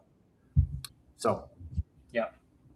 Yes, it's tough with these laws because you don't want to be the first guinea pig to find out what they're going to do to you if you do something that's not regulated. So yeah, it's just I think we just have to operate to the best we can with the information we have. Meaning, if they tell you to disclose, then disclose. Or if they want you to buy the property and see if you can buy it cheap enough where you can actually buy the property and resell it later. Yeah. So that's what we've been doing in South Carolina. Jay, you want to answer this one in Florida? So Dimitri, no. But see, here's why. There's no regulation in Florida yet that I'm aware of, and I try to track this really closely. However, every time regulation passes in another state, get ready for more competition in Florida. Because Dimitri, what's going to happen right now is all the Missouri wholesalers, and Missouri is a fantastic wholesale state. I mean, you got such great markets to wholesale in Missouri.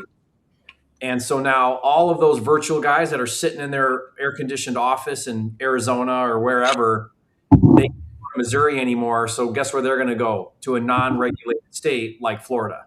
So get ready. I mean, this is why this matters no matter what state you're in, regulation. And also, too, if a state passes a regulation, there's a high chance that a neighboring state might do the same. Because I remember when South Carolina do this crazy law, North Carolina follow like really shortly after that. Yep. Well, even So- Delaware. So Delaware just passed their law, which is horrible. There's a right to cancel, an unwaivable, no reason right to cancel for the seller for, I think it's 21 days in Delaware. And I read the law and their the notes from the sponsors, and it said we modeled this law after Pennsylvania's wholesale regulation. So they're all looking at what everyone else is doing and getting ideas and copying what they're doing and so on. So yeah, you better believe that I would think about it like this, Dimitri, regulation will be coming to Florida or a state near you, an area near you coming soon, just get ready for it. Jerry, there's a question. Yeah, let's answer this one. Most people don't go deep enough. There we go. Yeah, Dimitri is a beast. Yeah, so Dimitri specializes in land, you guys, and he just absolutely annihilates it. And he lives in somewhere in Europe. I forget where. Denmark, is it, Dimitri? No. Yeah. So he's got a 6-hour time change. Whenever someone, by the way, Dimitri, whenever someone tells me, oh, this is hard, I'm like, what are you talking about? There's this guy I know, Dimitri, who lives in Europe and does this across the ocean in Florida. Don't tell me it's hard. Yeah. Jerry, there's a question above. Would you recommend doing on-market agent outreach in states like Pennsylvania? So what's special about Pennsylvania? Is there any laws that we need to be aware Pennsylvania wants you to have a real estate license, and they have a seller right to cancel for 30 days. So Pennsylvania sucks for the assignment. If you're doing an assignment in Pennsylvania, it sucks. Right? Now, if you're doing agent outreach, one benefit to that is there's an agent involved in the transaction. So you check that box. Yeah, you don't need a license in that case because the I agent don't think so. Yeah, because there's an agent on in the transaction, right? Now, I don't know if that's technically true because they want you as the wholesaler to be licensed. So you might even still need a license, even if you're doing on market. But that's only one of your problems. You also have disclosure. So here's where agent outreach can get a little tricky, is if there's disclosure laws, and right now there are 17 or 18 states that have disclosure laws. That means if you're using the state-approved contract, doing agent outreach, and the state's requiring that if you wholesale, you provide disclosure, that's not going to be in the state-approved contract where it is in my private seller contracts. I just put it in there if it allows me to. Some states want a standalone document, but a lot of states, as long as you disclose in your purchase and sale agreement. So this is what we have to do in Oklahoma. We have to now tell the agent, hey, we might wholesale this property. I need the seller to sign this disclosure notice that we possibly will assign the contract. And now I got to have that. I open up a can of worms every time I do that because now I got to talk to the agent. The agent's going to go, well, what are you talking about? What is that? I don't like that. And we got to overcome an objection. It's like we have to bring an objection to the table and then overcome it. Yeah. Yep. So in that case, a takedown model would be better because it's circumvent any disclosure because you're actually buying the property. A good friend of you and me, Anthony Casa, he actually wholesale in Pennsylvania doing the agent outreach model at a really high level. I think he was doing anywhere between $700,000 to $800,000 a year. And part of what he do is he actually have a JV partner who would fund all of the deals that he bring, and they would just put the property on market. JV with a takedown investor. So that's one way you can overcome that for sure. Yeah. Yeah, I'm going to put a link in here because everyone's asking about wholesale regulation. I actually do a report that you guys can get for free. Wholesale regulation. Hold on. Report. And it's just wholesaleregulation.com. I think that's right. Wholesaleregulation.com. So if you guys want to get the latest report, now I update this every time something comes out. So I try to stay on top of this, but that's a free report and it outlines every state that's got regulation that we're aware of. I even have some coming soon, like some regulation that's in progress. It hasn't passed yet. So like right now, California's proposing a bill to make it mandatory to have a license to wholesale. And it's not just like market your contract, it's wholesale period. They want you to have a license. So Yep. that's about that. And that'll pass because it went through committee like unanimously. And I know the sponsor really well. One of the sponsors of that bill. It's actually a wholesaler who decided to be part of the conversation rather than wait and let it pass. So he's helping write the law that they would have written without him to make sure it's not. Might as well join. Yeah. I think for me anyways, in my opinion, like the best kind of regulation for wholesalers, the one that actually require wholesaler to get licensed, because that's just gonna weed out so much competitions. Even though getting licensed is a 2-month thing where like you spend 2 months of your life right getting licensed, most people don't want to do that, and we just see a drastic drop in competition whenever they do something like that. When a regulation like that came out, so I'm all for it, and that's why when South Carolina passed the regulation, immediately, even though I'm in Georgia, I just got my license immediately, just in case they have a regulation in Georgia about license, I'm covered, and I know I'm going to do more business if that regulation ever come to fruition. So. Hugh, how would you answer this question? Which state is the best to start at a beginner in wholesaling? So I usually just answer this question by saying you have to pick your heart in the beginning. You either start in a market that's really easy to get deal and hard to dispo, or you start in a market the other way where like it's super hard to get deals, but if you get a deal, then you can sell it really easily.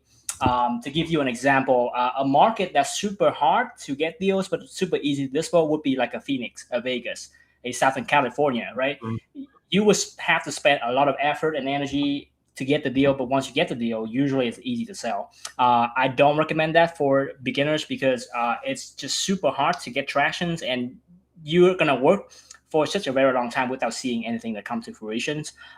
So for beginners, I like the market where it's easy to get deal and harder to sell deals, because you're going to be able to practice your repetitions more. You're going to be able to learn how to negotiate, how to answer objection from agents. You're just going to have more reps if you do more deals. And if it's hard to dispo, then you should JV with somebody who's really good in the market, and that should solve your problem. Like dispo can be hard, but if you know somebody local that's good, then that's become easy. So yeah. A state that is beginner friendly, that's easy to get contract, I would say something like an Ohio and Indiana, and Kentucky, where like those are good solid markets. Just like you said, Missouri is a super good market. They're just not super popular, so we don't have a million wholesaler trying to do the same thing in the same market. I would stay away from Florida because of that exact reason, because people just like to flock to Florida for whatever reason. I don't get it, but people do. So yeah, great suggestions there. Okay, so this question here, we'll wrap up here in a minute, guys, but this is talking about comping properties. Like, do you comp every single property? I developed a tool some time ago. I know Hugh uses this tool quite a bit. It's an offer calculator. Yeah, in fact, I'll give you guys the link to this, but it's a no comping, no repairs tool. You really just are taking a percentage of the as-is value, and it's a great way to just very quickly get to a number. Jerry, can you talk about why do you like to do that versus comping every property to be super accurate on your offers? Don't you want to be more accurate, once you make your offer right away? Yeah. So if I'm on the phone with an agent and I'm talking to the agent and we're, maybe they're giving me a number like that one earlier where the guy's like 150, the seller will take that. While I'm talking to him, I'm going to go ahead and start comping because I have the time. I'm on the phone. He's given me an address. He's given me a price. Like it's appropriate now. What's not appropriate, guys, is before you call on a property, you comp it. This is where I see a lot of people make a huge mistake. They're like, I'm gonna call on this listing, but let me comp it first, get my number, and then talk to the agent intelligently. The problem with that is you may never get that far, and you just wasted all that time comping, and you never even get to the conversation. Right. Yep. So that's why on the fly, I like to just, how do I quickly get to a number, compare it to the price? If we're doing agent outreach, how do I compare that quickly, get my head around where I need to be, a ballpark of where I need to be So at least now I have something I can work off of that I can throw around in a conversation. Like I can say, hey, for this to make any sense at all, I would need to be somewhere around 150. Well, how'd you get to 150? Well, I threw it in the offer calculator, the address, and it quickly told me that that's a good wholesale price. Yeah. So, then later I can comp it if they like counter me or they say yes or whatever. There's nothing wrong with comping if you do it at the right time. Comping is the biggest time suck of all if you do it at the wrong time. Yep. And Jerry, to your point on that call with that agent, you take the time to comp because the asking price is 150 and the estimate is probably 250, 300. Yeah, so like yeah. you can look at Zillow right away and know that this is a good deal where you should spend your time comping. But let's say if the agent, instead of asking 150, what if the agent is asking 350? Then you don't even need to comp to know that that is a crazy asking price. Like, why do I waste my time to comp something I know I have to be like at least 150K lower right off the bat, right? So people do have to realize that Jerry is comping on that deal because he recognized right away this deal has potential. So it justified me putting more time into it. I don't want to put more time into a deal that would be too far off right off the bat. And that's why you see me saying to these agents, hey, like the seller want 300. I know I just have to be below 250 right off the bat. I don't even need to comp, right? So, yeah. How do you overcome this objection, Hugh? I'm not going to submit a blind offer. Go look at the property first. Yeah, it happened to us every single day of every single month because we're 100% virtual. None of my guys are local. And agents say this because they got burned in the past before by somebody who didn't see the property and make an offer that don't make sense. So we're always trying to see if we can overcome this without going to the property. But if we absolutely have to, we usually spend about $75 to get a runner to go to the property. But I try really hard not to do that. So the first thing I do is I try to overcome that with credential. I try to send them my Google reviews. I like to send them my previous HUD. Say, I actually closed 5 deals this month, right? So we put trust behind our numbers. So when we send you an offer, it's reliable, right? So I'm trying to overcome that with credential. If they still don't go for that, I usually just ask the agent, hey, agent, like I know you want me to see the property. I'm just really far away right now. Can you actually, walk me through the property and just video call me when you're at the property? So like you walk the property is the same thing as I walk the property because I don't want to spend 2 hours driving across town and go back, right? So I'm trying to get the agent to go to the house and take a look at it. If that still doesn't work, then I'm really have to try to see where they have to be with the price. Now, if they're asking something reasonable, I would go see it. If they're asking something too far off right away, I just tell them, I don't need to go to the house to know that we're far off because this is clearly needs works. I mean, I do see the repair value. I do know how much I have to budget for if I need to put in a new kitchen, new bathrooms.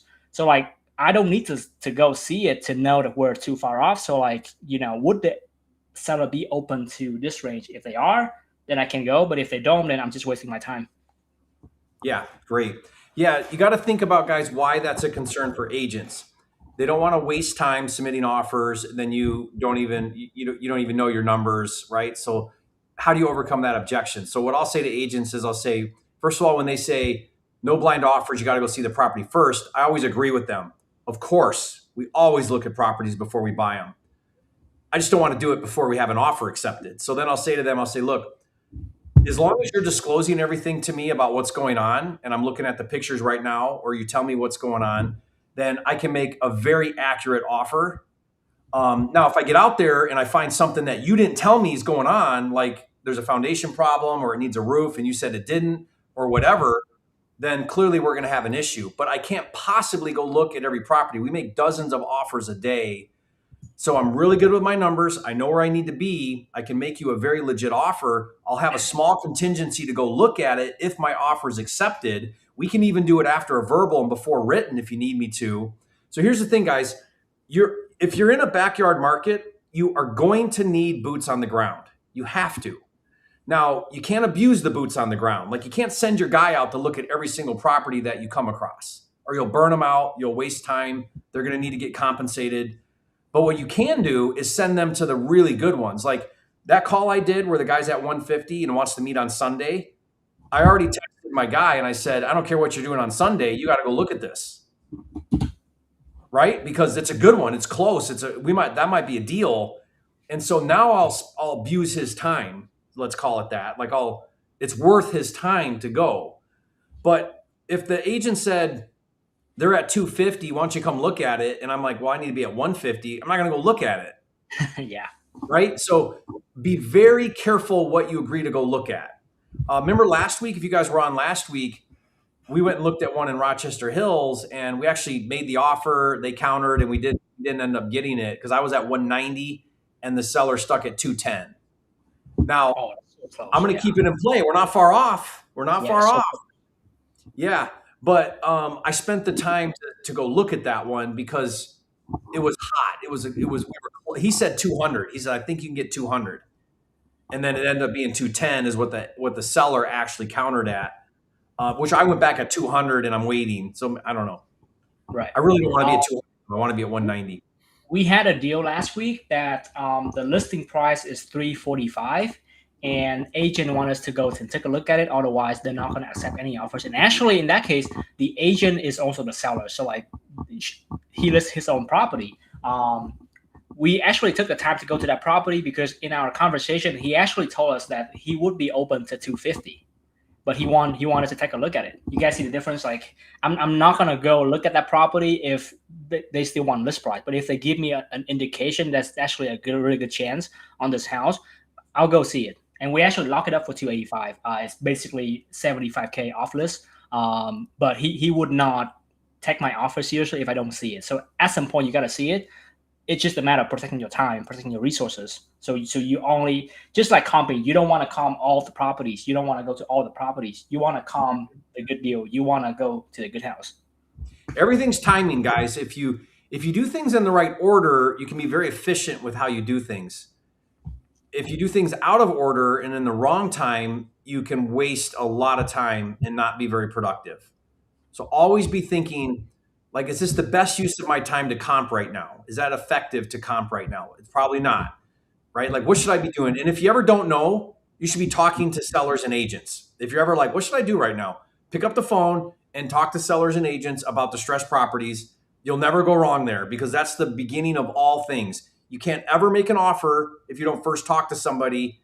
So like your number one objective every day should be quality conversations with distressed sellers one way or another, either through agents or direct, but you have to be having quality conversations about distressed properties every single day. That's how you do deals every month. Yeah. Yep. Awesome. Well, this was a great live, really, really fun time, Hieu, as always. And guys, put in the chat if you think this would be a fun show to do like weekly.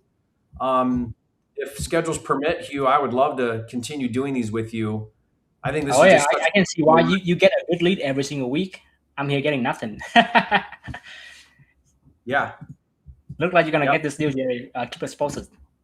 Yeah, I'll keep you posted. We're going to go Sunday and let's see how it goes. But awesome. Okay. Well, thank you, everybody. Appreciate you. And we'll see you again on the next one.